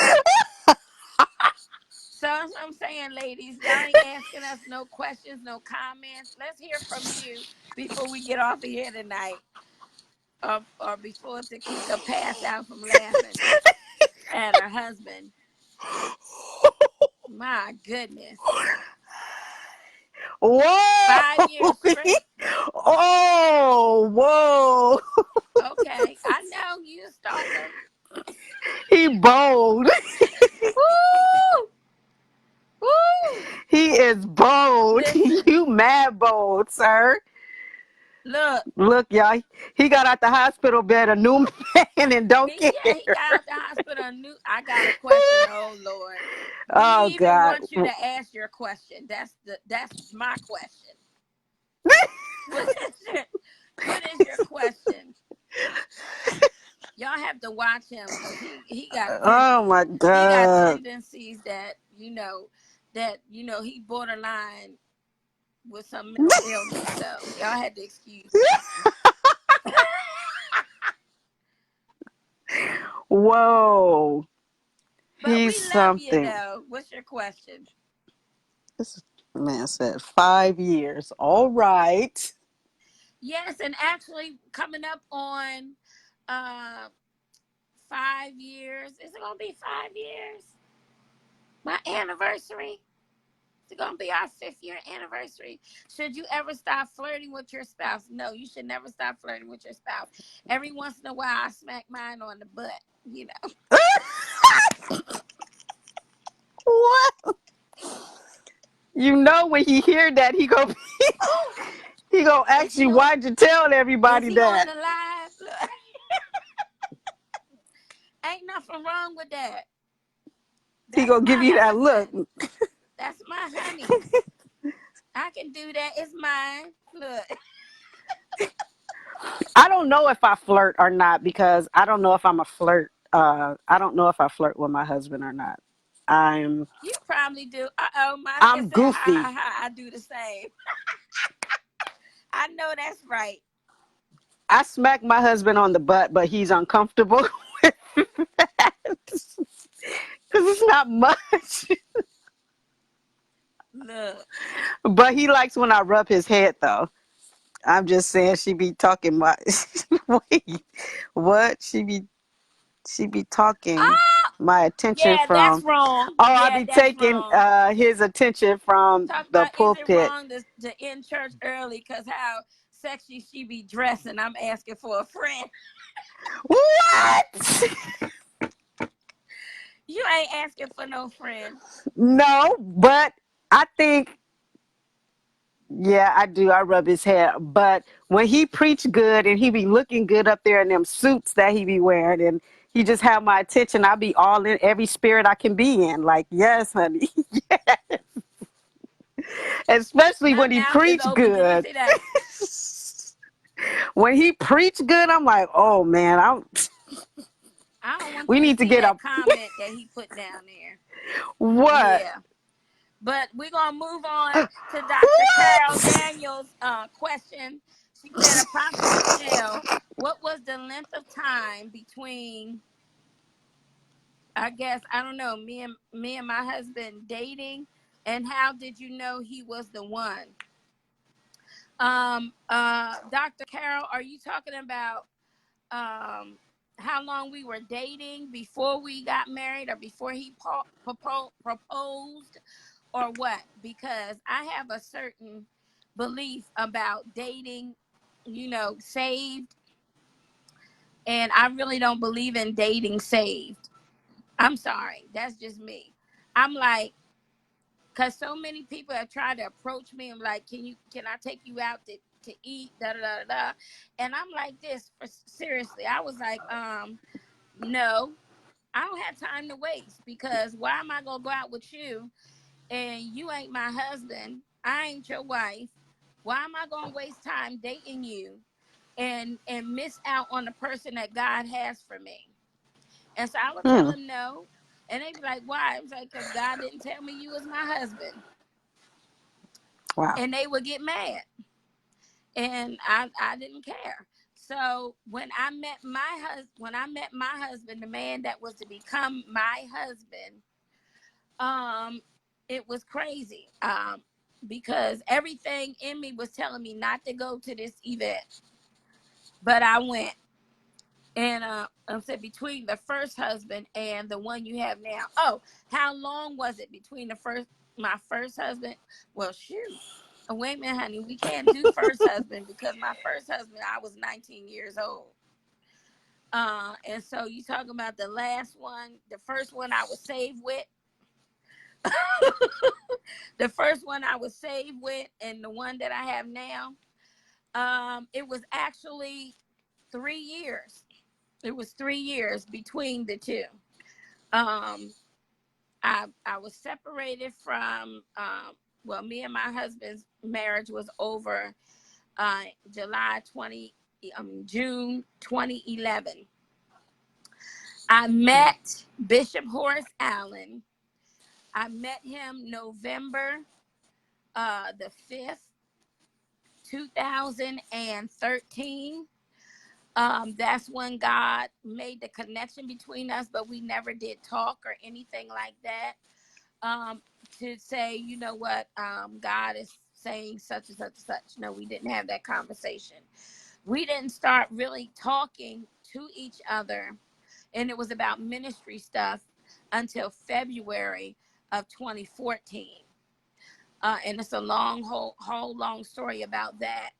And when we were talking in February, that's when we decided, after prayer and stuff like that, that this is a God thing. God wants us to be together. It was confirmation, because what God was saying to me was the same thing that God was saying to him. But we didn't know that until we came back together and were talking in February. But we both felt that connection. And so we decided that in February, that, we are meant to be together. We're going to get married. We're going to get to know each other and get to know each other's family. But ultimately, we were getting married. It was in July of 2014 when he actually proposed to me. And it was October of 2014 when I walked down the aisle and we did the thing. October the 4th, 2014. I became Bishop Horace Allen's wife. Well, he was bishop designate at the time. Yeah. So it was approximately 3 years. What What? about what?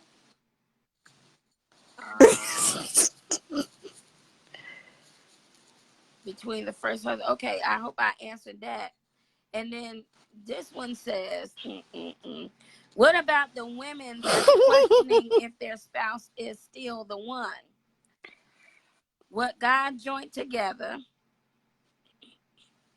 do the scripture applies to marriages that God had nothing to do with? You know what? Oh, wow.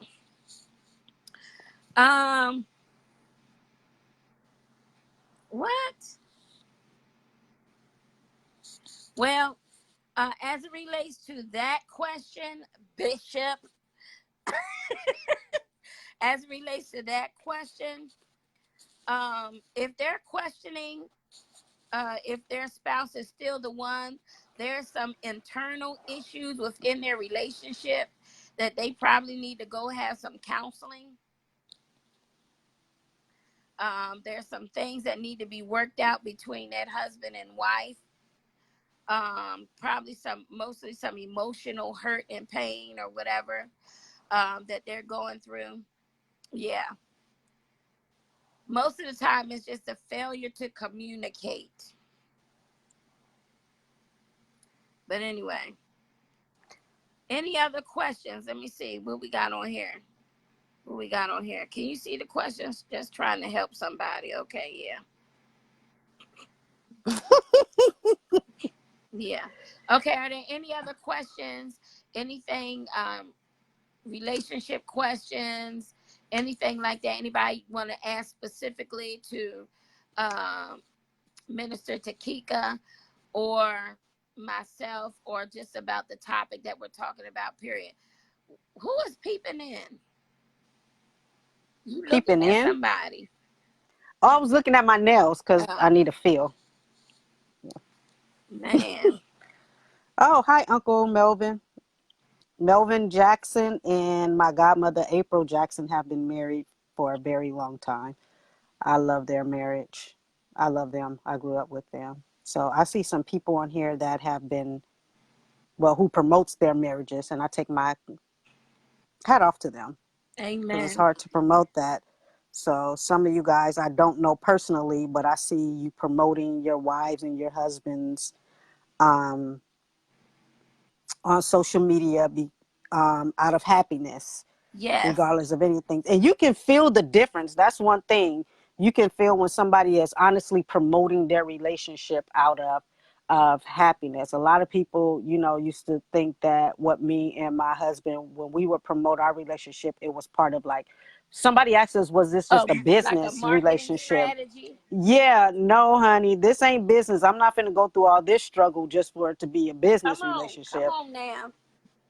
So no, no, no, no, no. I am married to this man, and if it was business, this was a bad move because it's not it's not help, it's not conducive to it, So we in this for the long haul.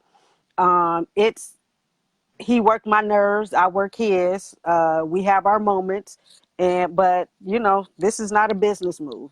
So we put all of those public things. We still have real talk with DMT and all that stuff, but we're trying to focus more Ooh, on you our need to marriage. stop. What he say? You need to stop. You need to stop. So if you realize God didn't put it together, how do you fix that? Oh, never mind. That's being messy. I'm Someone being that's messy. That was for watching someone that's watching watching legal married divorce in in the the. bed. Oh, Well, you didn't mean to text that to me. okay. Now you My gonna phone is leave. in. Now you gonna leave? Really? My God, today. We praying, He didn't mean to text me that. My we phone is in the fasting living room. on you. We praying and fasting on you. See, this is what I'm talking about. Lord. Remember what the prophet said, new man, new man, new man, new man. She said, take his phone. He got too many of them. So if I take one, he gonna get on another one. So Or get on the computer. yeah, New get on the man. laptop. He's supposed to be doing business on Hey, his laptop. but guess what? If you take it, he can't move as fast as he used to.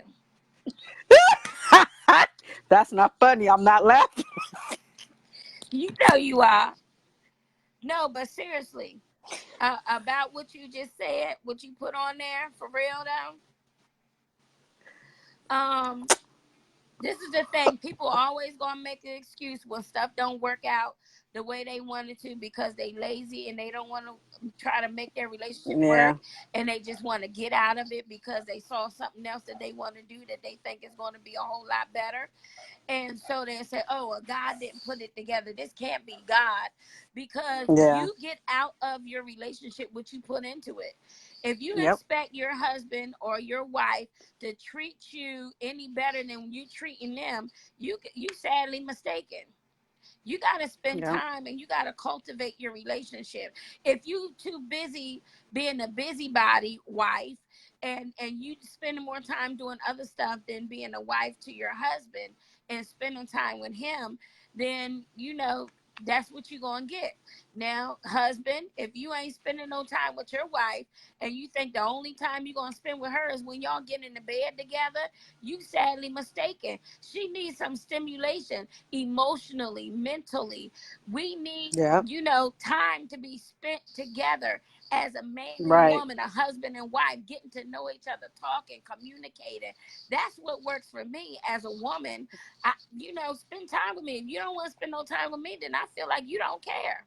I feel like you Right. don't love me. I feel like I'm Yep. just here. Why am I here?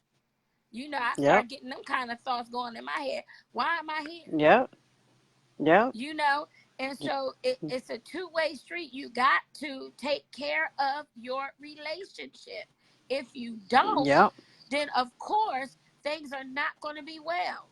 things it, Yep. if you don't take care of your physical body, your body is going to get sick and it's going to tell you it's something wrong with me. Same thing with your Yep. marriage. Your marriage is going to be sick if you don't take care of it, and it's going to start acting up. It's going to start falling Yep. apart. Things are going to happen.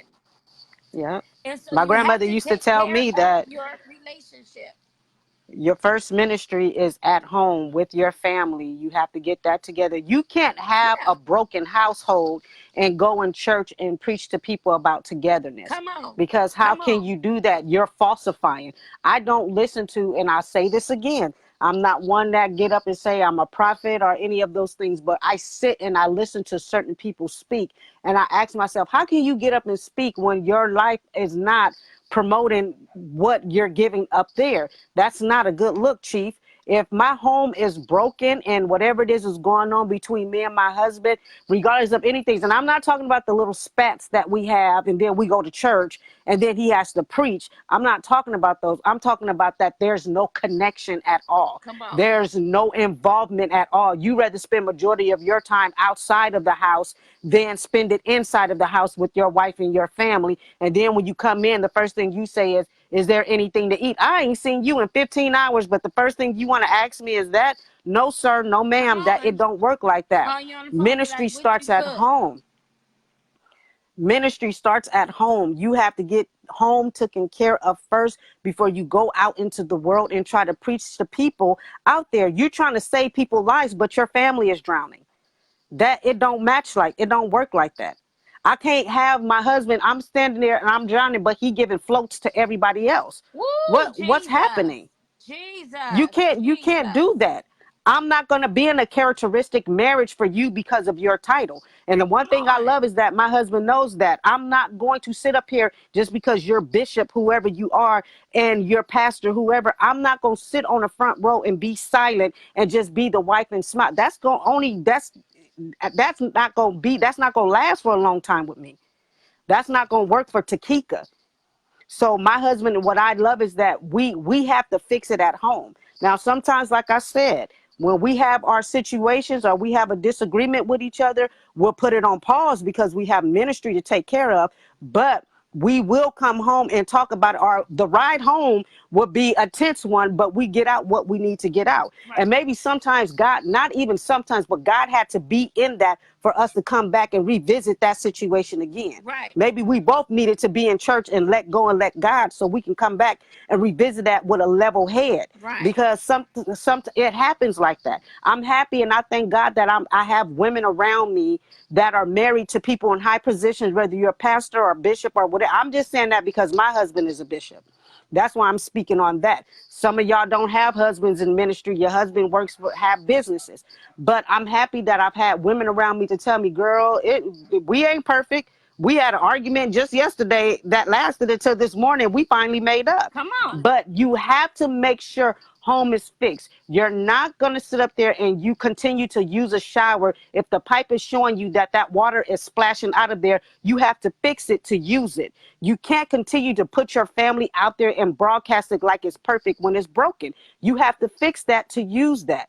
That's one thing I do not agree with. And I've seen many of women crying and calling people because they're unhappy and they want to get out, but they're stuck because their commitment to someone that's pretending for the other people out there. This is not a show. That's right. It is not. This is a ministry.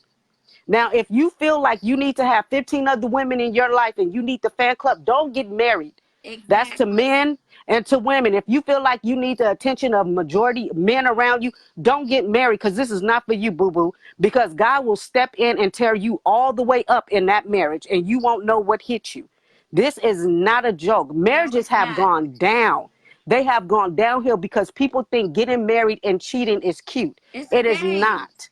It's a game. It is not. Let me lock one down, and then I can have fun with all the rest of them. Yeah, it is not. People are getting hurt, and people are literally starting to lose their mental over stuff like this, over things like this. People are killing each other over things like this. That's right, you have wives and mistresses fighting each other over these things. It is not healthy. If you feel like you need to be a pimp your whole life, then don't get married. You don't need all these women around. I don't need all these men around me. I don't need my husband to question, why is this man around you? Why is this man around you? Why is this man? But this is the thing that we should really be thinking about, though. What, are you not worried about your character? Are you not worried about your integrity, how people view you as being a bishop or a pastor or whatever the case may be, and you stand up there and you're supposed to be preaching a message of salvation and deliverance and healing for people to be set free and all of that, but you preaching something that you don't even believe or partake in yourself. You preaching something and you ain't even eating the whole scroll. You eating bits and pieces of what you want to eat, what tastes good to you, what feel good to you. You know what I'm saying? What makes you feel like you can look down on other people because you feel like you high and mighty, but you can have a whole harem full of women, or you can have a woman here and a woman there, or you know what I'm saying? Everything else is more important than your family or your home life or your marriage, and you're just not really, come on. What is the problem? What is the problem for real? And for ladies, I'll say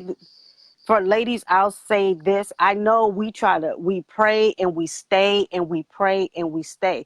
But sometimes you have to pray, Lord, help me find a way. If this is where you want me to be at, help me find a way to get through this. Because then you end up with a marriage that's numb. I mean, that you guys are just walking past each other. You don't even know, you don't even care at this point. I know women that are married now, and Pastor Barbara Johnson said it clear. Some ladies are not, whether it's first wives or president wives or whatever it is, they're not happy. They're just settled. We got to stop that. We don't have to take stuff like that. We really don't. My first marriage, I was just settled. I was so scared to have the title of divorced by my name that I tolerated a lot of stuff that my ex-husband did.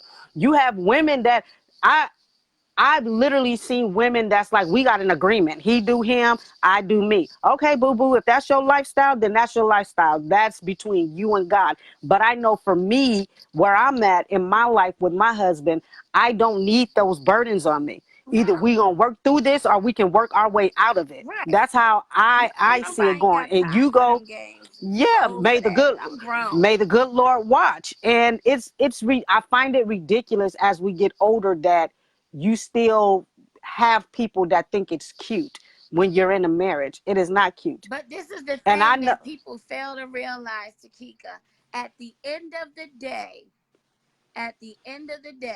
with all the foolishness, all the cruddiness, all the stuff that you think you're getting away with, at the end of the day, when you old and gray, or you sick Mhm. and you need somebody to be there for you and take care of you, who's gonna be there? Right. You know what I'm saying? Right. Is it gonna be your side piece?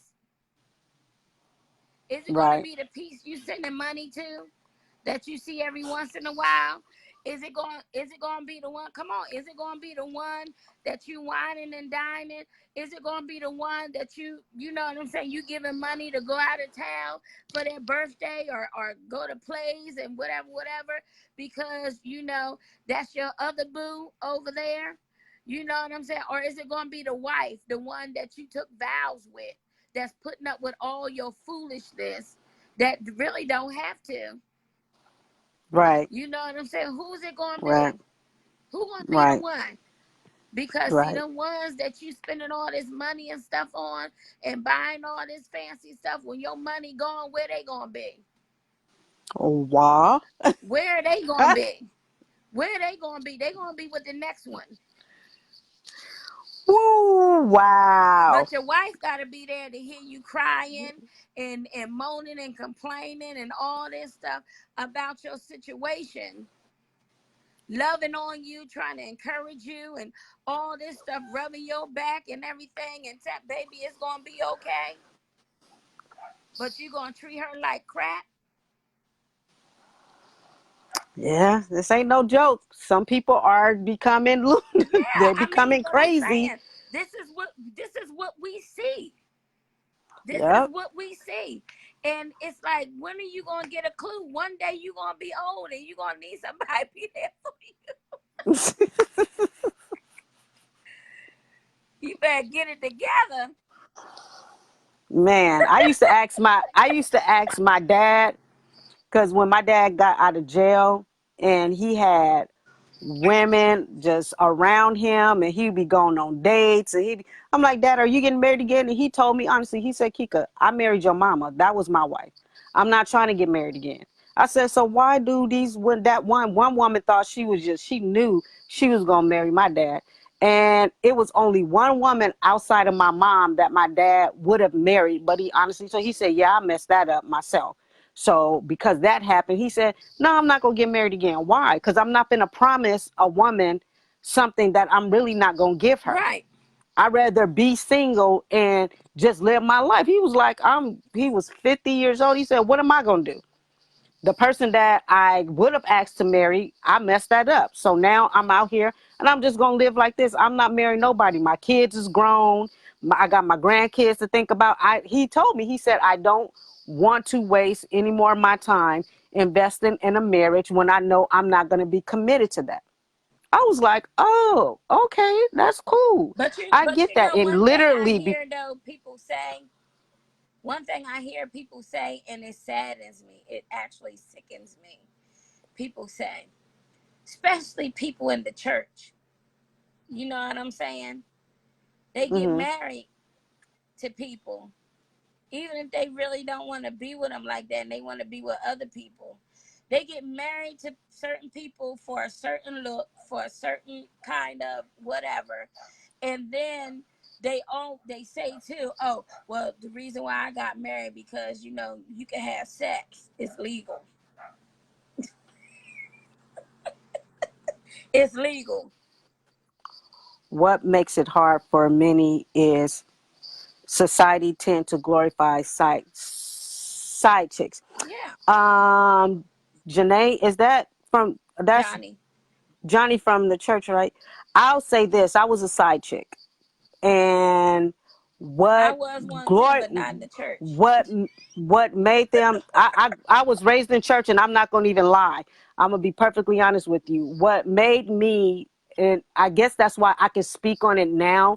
Why people glorified me as a side chick was because I knew what I spoke on earlier. I knew the stuff other people didn't know, and everybody would look at me, and all I had to do was arch my eyebrow, and you knew immediately. Like when I was at a different church, and I don't want to say that I was this person's side chick, because I was there before he was married, and I don't want to put that out there like that, but I was there. And what made me what why people glorified me was because I played the role. I knew what to do and how to do it. And whatever their thought process was of me, I didn't pay attention to that. I still did what I needed to do. I sat where I was supposed to sit at. I would get up. I was involved in everything because that's what you do when you're a side chick. You get involved in everything, everything, everything, because it's making your presence known, but being silent at the same time. Right. That's what happens. That's why this day I see them, and instead of me going, oh, this and that, no, I pray for them. And the reason why they're glorified is because they step into an arena and it's like all eyes on me, because I'm stepping into this arena where people dared me and said that I couldn't step into. But he But the gave me the problem is authority and the really power to do that. immaturity of character on Yeah. behalf of those the side chick and low self esteem. I'm just gonna be say it like that. And the people that's glorifying it. You know what I'm saying? Because ain't no way, ain't no way. When I was in the world, I did it. But I wasn't trying to be out in front of nobody. You know what I'm saying? While I was messing with somebody's husband. Look, that was on the hush hush. I didn't want nobody to know what I was doing. I wasn't trying to do all that. But then one of them messed around and left his wife. I mean, what you go do that for? What?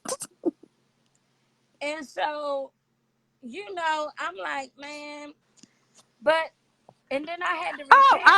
you know what's so I funny had to about this? I'm repent and I sorry. had to ask for forgiveness from the woman. The Lord made me do that, and I had to do it. It was the hardest thing I had to do, but I had to do it. You know what I'm It, saying? it's To get it's myself right. But, you know, I did I for feel like I loved Johnny. myself less? I didn't love myself at all. I'm I gonna be didn't either. perfectly honest with you. I I had didn't love myself self-esteem at all. problems. I didn't like myself. I'm just being I real. was publicly, once I stepped into my house, Johnny, after all of that performing and stuff that I did for my puppet master at that time, once I walked into the house, I broke down and cried, because at the end of the day, I'm not being promoted. You're promoting your soon to be, or the person you're actually in a relationship with. I have to sit back and share my tears and heartache with my friends and drink it over and get up and still do the same thing over again. And So I didn't and love act myself. like I you didn't love happy. myself at all. And act like you happy. Right. Act like you excited for them. Yeah, honey, I loved so much. I did lose. I lost myself. I didn't care. I didn't care because at that given moment, it was like, forget it. I had to shut me down so I can live this, be this character that I put on. So no, I did not love myself at all. And it sucked because in the back of my mind, what my heart was whispering to my ear, girl, you're worth it. But I didn't want to hear it because in those moments, I just was trying to be. I can't say enjoy or anything. I was just trying to be. I didn't want to be a side piece because you also, with the girls, while there's laughter, there's people laughing with you, but you also have people laughing At at you. you. That's You right. have women shaking their head in disgust about you. How could you? And the funny thing is that everybody knows you by that title. You're known as that side piece. You're going to be just like now. I'm married, and a lot of people don't. Some people know, but if they hear the story from other people when it comes to me and my husband now, I'm the side piece.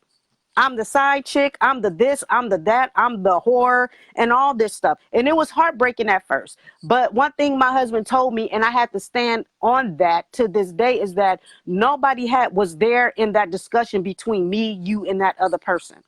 So nobody will ever know the whole truth. They'll know what sounds good Right. and they'll take that and run with it because it sounds good. I've lost friends who were side pieces over this because it was a shameful thing. Why are you ashamed? Why are you acting like you're so bothered by this? You should be one of the ones that is happy for me Right. because I got married and I'm not in your position right now. Right. But it happens like that. But I told my husband when I was hurt over the things that was being said, even people that knew the story and still turned around and said things. And I found out stuff this past year long about people who literally have put me under the bus. Was supposed to be my family friend, whatever you want to call it. But my husband told me, he said it was nobody in that conversation but me, you, and that other person. So if you're going to continue to let these people hurt you with what they are assuming, then you're not going to be able to enjoy where we are. So I literally had to let that go because I had to remember I was in that three persons meeting of what went down between us. So I now when I get called a side piece, like somebody hit me up anonymously and was like, I hope you enjoy this because he's going to do the same thing to you and all this other stuff. I was like, what the heck? Like, really? This must be from a bitter person. Like, I'm literally happy in my life and we have our ups and downs, but for the most part, I'm happy and I'm satisfied. Right. So you can continue to call me a side piece, but in this situation, that was not the case at all. But I have been a side piece and I did not love me at all because I put myself in that position. And not only did it bring shame to me, but it brought shame to my children because you think they're young and they don't know. These kids know more than we think they do. Right. They hear more than we think they hear. That's right. They know it. And we got to remember that they watching us and they're learning from us how to treat even their Right. own selves or how to evaluate their own worth because they watch Yep. us, especially as women. Yep. And when we devalue ourselves and we settle for somebody that has somebody else and they Yep. don't value us for who we are and we just settle for that because we want somebody in our lives, our children are seeing it, our daughters are seeing that, and they're like, well, shoot, if my mom don't feel like she deserved to be number one or she deserves somebody to love her 100% like she love and care about them, why should I? Yep. This must be all that Yep. I deserve, and so we And that's really a gotta we gotta watch that. I would say this to men that have daughters. I would say this, be careful because when you tell, if there's a man that comes along and wants to marry your daughter, or you feel like I'm about to test this man, you better treat my daughter good, then you better make sure because you are the first love in your daughter's life. And I don't mean that in a nasty way. I mean Oh, that you're her father. You're the first man that she yeah. sees. Sorry. Then you better make sure the example that you put in front of your daughter is how you're treating your wife, how Right. you treating her mother, or how you treating the stepmother, however, because you cannot damn a man for treating your daughter a certain way when you're doing that to the woman you're married to. Right. And So you so when better be she looks careful. at And for that, mothers, your daughter is looking at that as being acceptable behavior. She's looking yeah. at that as being, So oh, well, women this is need to how make I sure grew up. too. This is what I was raised seeing in my Yep. relationship between my mother and father. And so this must be acceptable. Me, on the other hand, when I saw as a young child my mother fighting with her husband, I was determined that I was not going to have that kind of relationship. I didn't want that in my life. Yeah. And so when my first husband decided that he wanted to be trying to put his hands on me, I was like, oh, that's why we didn't last but a month after we got married. I was like, oh, no, Wow. that's not for me, honey. I want Wow. a Yep. divorce. I'm not going to be doing that. A divorce. A divorce. Yeah, I'm Wow. not doing that. And so we just got to be careful because our daughters deserve so much more. And we have to be willing to talk to them about this kind of stuff, though. We have to be Yeah. willing to let them know what is acceptable and what's not acceptable, and what they should not put up with, what they should not stand for in their relationships. So they won't be questioning, well, am I good enough? Will somebody else want me? Or is this the only person that's ever going to want me, that's ever going to love me? Because we know we've all heard those lines before. We've all heard those stories before. Ain't nobody going to love you like me. No, ain't nobody going to want to be Yep. with you. I'm the one. I treat you better. All this kind of foolishness because they want to emotionally manipulate you and lock you into a place where you feel like this is what I deserve and this is all that I can obtain in my life. And that's a lie. Yeah. That's a lot. I see. My husband said, I'm going back on some of these questions and comments. He said, cheating isn't always kissing, touching, or flirting. Let's keep it real. If you delete text messages so your partner won't see them, you already absolutely. Yeah, If you got to illegal, delete I text call them messages, illegal conversations. Having man, any illegal conversations with a person of the opposite sex or even the same sex, anything, you got to if be you got to careful. delete it, you messed up already. That's If right. you have to delete, if you are in a relationship, committed relationship, and someone is texting you, first of all, they shouldn't have your number anymore, especially if you changed it. They shouldn't have your number in the first place to be able to contact you unless y'all have children together. Number one. Number two, if you feel like, oh, let me delete this because I don't want her to see it because I have a hard time explaining it, or I don't want him to see this. It was an accident that they, oh, you already foul. You already out. You already messed up. If Right. you got to delete anything, you just messed your whole life up. And just because they don't see it at that moment don't mean it will never come back, because what you just did was you gave that person freedom to text you, and all you're doing is saying, I'm just going to delete it afterwards. What if you go to the bathroom and that person texts you and you didn't even know it? Because Or some people call are you. creative. Or Right. Some call people you. are creative. They'll say, I'm getting ready to go to the bathroom. Don't text me right now. Give me a few minutes. Johnny said, okay, so do you feel there are enough married role models? No. I know a few, and there's not enough, but there are some that I would sit under and just and sit with them in a couple setting and Yeah. get marital advice from them. I'm doing that now. I have a few pastors' wives that hit me up in inbox. We talk and they encourage me and all that. So there are a few. It's not much because everybody is trying to do this single thing and trying to live Ooh. that. Not in the pulpit. The example. If every pastor removed their side pieces, how many administrators would there be? Don't answer that question. LOL. You know what? I'm done. I got it. Anyways, Johnny, there. I don't think this man.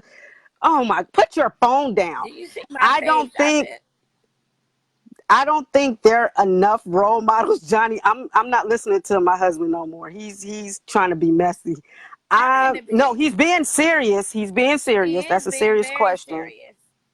But I don't think there are enough role models, and I think those that are role models are there, but we're looking, I'm speaking for me. I was always looking for that glamorous role model, that high class couple. Lady Culpepper said he's Yeah, still hungry. he's still hungry. I am gonna have to feed him so he can stop. But I don't think there are enough, but there are quite a few that I admire and I do look up to as married couples. And I pray that God shows me if their marriage is authentic. I don't know what they go through at home, but I do know what they show is that real love. And I admire them from afar. And when I do see them, I respectfully let them know that I just admire their marriage Right. and they're truthful about their their marriage. I'm sorry, y'all. My husband and these administrators and all this stuff. I will say this: my husband has an administrator, and Sherry is an awesome administrator, and I trust Sherry with my husband deeply. I was an administrator in an admin position, and I used to have a lot of some pastors. I'm not gonna say a lot of some pastors called me because they wanted me to be their admin, and I turned it down because that is how you get in the position in some places. Let me put that allegedly down there, that you will become a side piece depending on the person and if they have good And I game. say it like this. This is my whole solution to that whole issue. I say this. If you feel like you got to have a side piece, you don't need no side piece. Go and get the whole piece and leave the one that you got at home alone. Go and get the whole piece, pay their rent, pay the bills to the one that you got at home, and you go and be with the side piece so then the one at home ain't got to worry about you no more. I gotta go. This is getting too deep. This just got real raw. I'm just saying.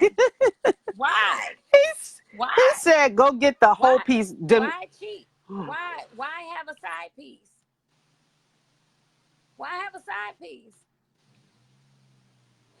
I need to go feed my husband because he. Just go on with the, Oh Lord, if it's not whole piece. yeah, the She whole. said whole piece, Okay, not whole piece. maybe I said whole piece. I don't know, but I'm just saying they need somebody. What? Sorry, autocorrect. I meant to say whatever. No, you didn't. No, you And didn't. so, but I'm just saying, any woman that would devalue herself so much to be with a man that is married, and I'm saying it because I was there. I did it. But like I said, I didn't like myself. Yeah, You know what I'm saying? I did it because it made me feel good for the moments that I was doing it. You know what yeah, I'm saying? I mean, just to be honest. And so, but any woman that would do that, they obviously don't love themselves or respect themselves for who they are and who they could be in relationship with somebody that can love them like they deserve to be loved. yeah, You know. And I'm just speaking yeah. from experience. I personally loved the adventure of it. It was, Sure, it was it exciting. was scary and exciting trying to see who was going to see you and all this other stuff, but at the end of the day, you did not get that. Well, for me, I could speak for me in that position. You didn't get that kiss. It was no kissing. You didn't get that personal kiss. That compassionate kiss. You didn't get that hug after sex that made you feel like, oh, all is right with the world. I feel much better. No, you got that. All right, I gotta go. What What? can I get some? Can I get some soap? Can I get a towel? That was my whole. That's what I got. Let me No, get some soap and some that's towel. what I I did, I but didn't. I usually got to spend the night though. What? I'd be like, nah, that's all right. I see you. I see you. It was But it was one of those. Come over. It's late. oh Stay no, I over. ain't I do gotta none of work that. these Don't be hours. calling me in the middle of the It was, night. and No, I was a night owl, so I didn't care. Like I ain't do that's none when of I was that. at my loneliest. But what I do, thank God, even though I'm saying this in all seriousness, but in a joking way, but all seriousness, what I do thank God for is bringing me out of that, Yeah, because I sat and watched women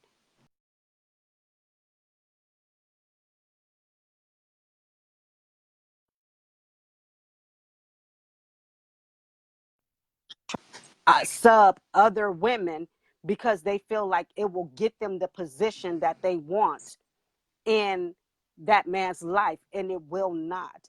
And sometimes we hurt women. We become angry at each other because we're hurting each other. I've literally seen this woman who I had just made peace with, because it wasn't something that was done after their marriage, but because the battle that she had to go through before. And it was heartbreaking to her. It was heartbreaking to me because my pride, when it was done, because you'll never stop being, once they put it out there that you're this type of person, everybody's going to see you in that same way. So it's be careful. Don't leave your husband around her. Don't let your husband speak to her too long because of this. And it was heartbreaking. And the fact that you can't have someone can't trust you because what your past was. And I'm now that I'm woke and I see it, stay woke. it's hurtful. It's hurtful. Like, I don't Yeah, like to see my sisters go through that. I really right, don't. And I told my husband, I said, I don't like this environment because look what's going on. Like, it's hurtful and it bothers me to my gut because we're going through that, and we're still and it's like older women. We're still putting ourselves through that because right. we feel like this is all that we have. Let me I've done it, right. but not do it intentionally. Once I found out that I was second, I got gone. I understand both sides. You and me both. Right. Let me tell you Sometimes you don't something. even know. Exactly. But let me tell you something. And we're going to get ready to get off here. Because both of us got to feed our husbands. Look. But seriously, all seriousness though, I was in a situation, right, on my job. My ex was messing with women on my job that I had to work in close proximity with. Wow. And I would hear them having conversation on the phone. I knew she was talking to him, on the phone, and she'd be right across from me. And at one time I was angry. I was so angry, and I wanted to do something. You know what I mean? But I said, Right. you know what? No, because it's not her fault. She can't do anything to him that he don't allow her to do. You understand what I'm saying? Right. And then the second thing is that I remember that place. I remember being in that place myself. And so you know what I did one time when I saw her out in the parking lot. I went up to her and I was talking to her. And I said, you know what? I said I was angry with you. I said, and I was upset and I really wanted to, hurt you. I said, but I realized that, you know what, you just broken. You Right. broken, you hurting, you know. I said, and I'm gonna pray for you. I'm gonna pray for you that you get free from whatever this bondage is that is on you, so you can feel, so that you can know that you deserve better. You Right. deserve better, to not be somebody's piece, that they come running to, but that you would be somebody's only. You know what I'm saying? And I Right. really pray. I prayed for her, and I prayed for a whole bunch of them. I mean, honey, it was a whole bunch of them. It was a whole lot of them on Wow. the job that he was Wow. with, and it wasn't that people would be talking, because everybody loved him. He was a nice person. He just had issues. You know what I'm saying? He couldn't Hmm. keep his thing in his pants. So, but just people, God will reveal them to me. He would Yep. show me who they were. And I would find stuff, email, stuff like that.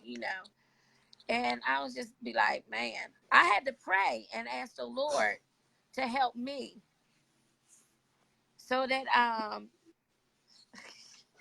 had to pray to ask the Lord to help me so that I wouldn't hold bitterness and all that stuff towards him or towards them, and Right. that he would help me to continue to forgive, because I didn't want to be numb.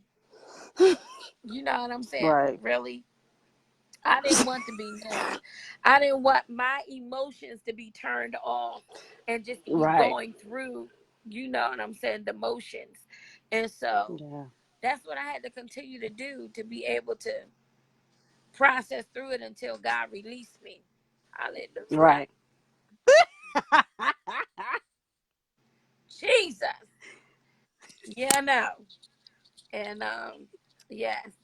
So, but anyway, since nobody has any more top questions or anything, we're gonna, if all hearts and minds are clear tonight, we're gonna get off here, because I think we can be on here for a few more hours, and we're not gonna do that to ourselves or our husbands. Um, so, Yeah, but I will say this, Bishop. Did you really, not my Cash App, but you put your Cash App up? Wow. I'm telling you, You are out of line, sir. we're gonna delete I that will say comment. this. Let me see. I want to say this to that woman right now that is sitting there and like on some real stuff, because it came to my heart to say this to that woman that's sitting there right now, and you want to make that drive over there, and you have that anger, and you have that hammer, wrench, knife, whatever in your car, because you ready to go over there and bust some windows and do some Don't do it. things, and you want to call in your anger. I'm pleading with you right now that right there will change your life forever, and it won't be for the good. It's not So worth what it. I'm asking you to do, because you keep coming in and out of the live, you're watching, you really don't want to hear it, you want to say something but you don't want to say anything. But what I am going to say to you is this: don't even go outside of your house. Wherever you are, stay there. Do not go near that person. Don't answer the phone calls. Don't do anything. Whatever it is that your friend or whoever else is screenshotting you and sending it to you, I beg with you, I plead with you right now to just delete it out of your phone. At this moment, you need to take the time to pray and ask God to give you the peace to Yes. walk out of it, Yes. because you're getting ready to walk into something that is not for you. You're getting ready to destroy your life over a man that's somewhere Ain't laughing worth with it. somebody else. That's right. So I'm begging you. I don't know. It just came on me, and I'm just going to honestly say it, like, just let it go, because you can't change that Please. person. You can't change him. He's not for you. Let me say it that way. He is not for you, because while you're waiting at home and you're angry and people are showing you stuff off of somebody else's Facebook or whatever they received, a Snapchat or whatever it is, he's enjoying it and you're sitting there angry. Right. Think about that. Why am I in this position for somebody who's happy with somebody? Let him go be happy with that person. Do not allow him to destroy your life. Please don't, because I'm telling you, on this night, if you go over there and you try to cause damage, it is not going to work out for your good. And if you have a child, because I see a little boy, you're about to mess your son's life up. So it's not for you to do it. Let him go so you can grow and be better for yourself and your son. Yes. Do not do it. In all seriousness, do not do it. Do not leave wherever you are until you are completely calm. It is not for you. That is not your lifestyle. What you envision for your life and your heart, allow God to give that to you. I don't even know if I'm talking to somebody whose daughter is upset. Whoever this person, this female is, this chocolate female, whoever is sitting there and she's just angry and she keep asking, why me? Why me? And she has a child with this man. You need to let her know she needs to leave him alone. Even if she doesn't listen to you, you take her keys from her, because she's getting ready to make a mistake that's going to cause her to be in jail, or it's going to be worse for her. Yes. So that was in me, and I just put it out there, and I hope you receive it and accept it, whoever you are. Amen. Amen. And so go ahead and close us out in prayer since you released that word. Go ahead and close us out in prayer. And Well, thank you for all of those that tuned in on tonight. And I know it's been hours we since being on this live, but I really enjoyed it. I love moments like this because people do come together, and we do converse about real talk, real life, real and raw. And I really love that. Thank you, Apostle Michelle. For all of you that were on the live, I pray that God blesses you, your household, your marriage, your life, and everything. God, we just thank you, God. We ask you to keep everybody safe on tonight. Wake them up in the morning yes, Lord. with goodness, happiness, the faith to move on, the power to move on, the understanding to move on into the next destination that you have for them, God. Now, God, as we leave this live and go into there, feed our husbands, God, allow them to be to eat well and leave me alone. In Jesus' name we pray. Amen. Amen. Love you guys. Till next time. Bye. Bye bye.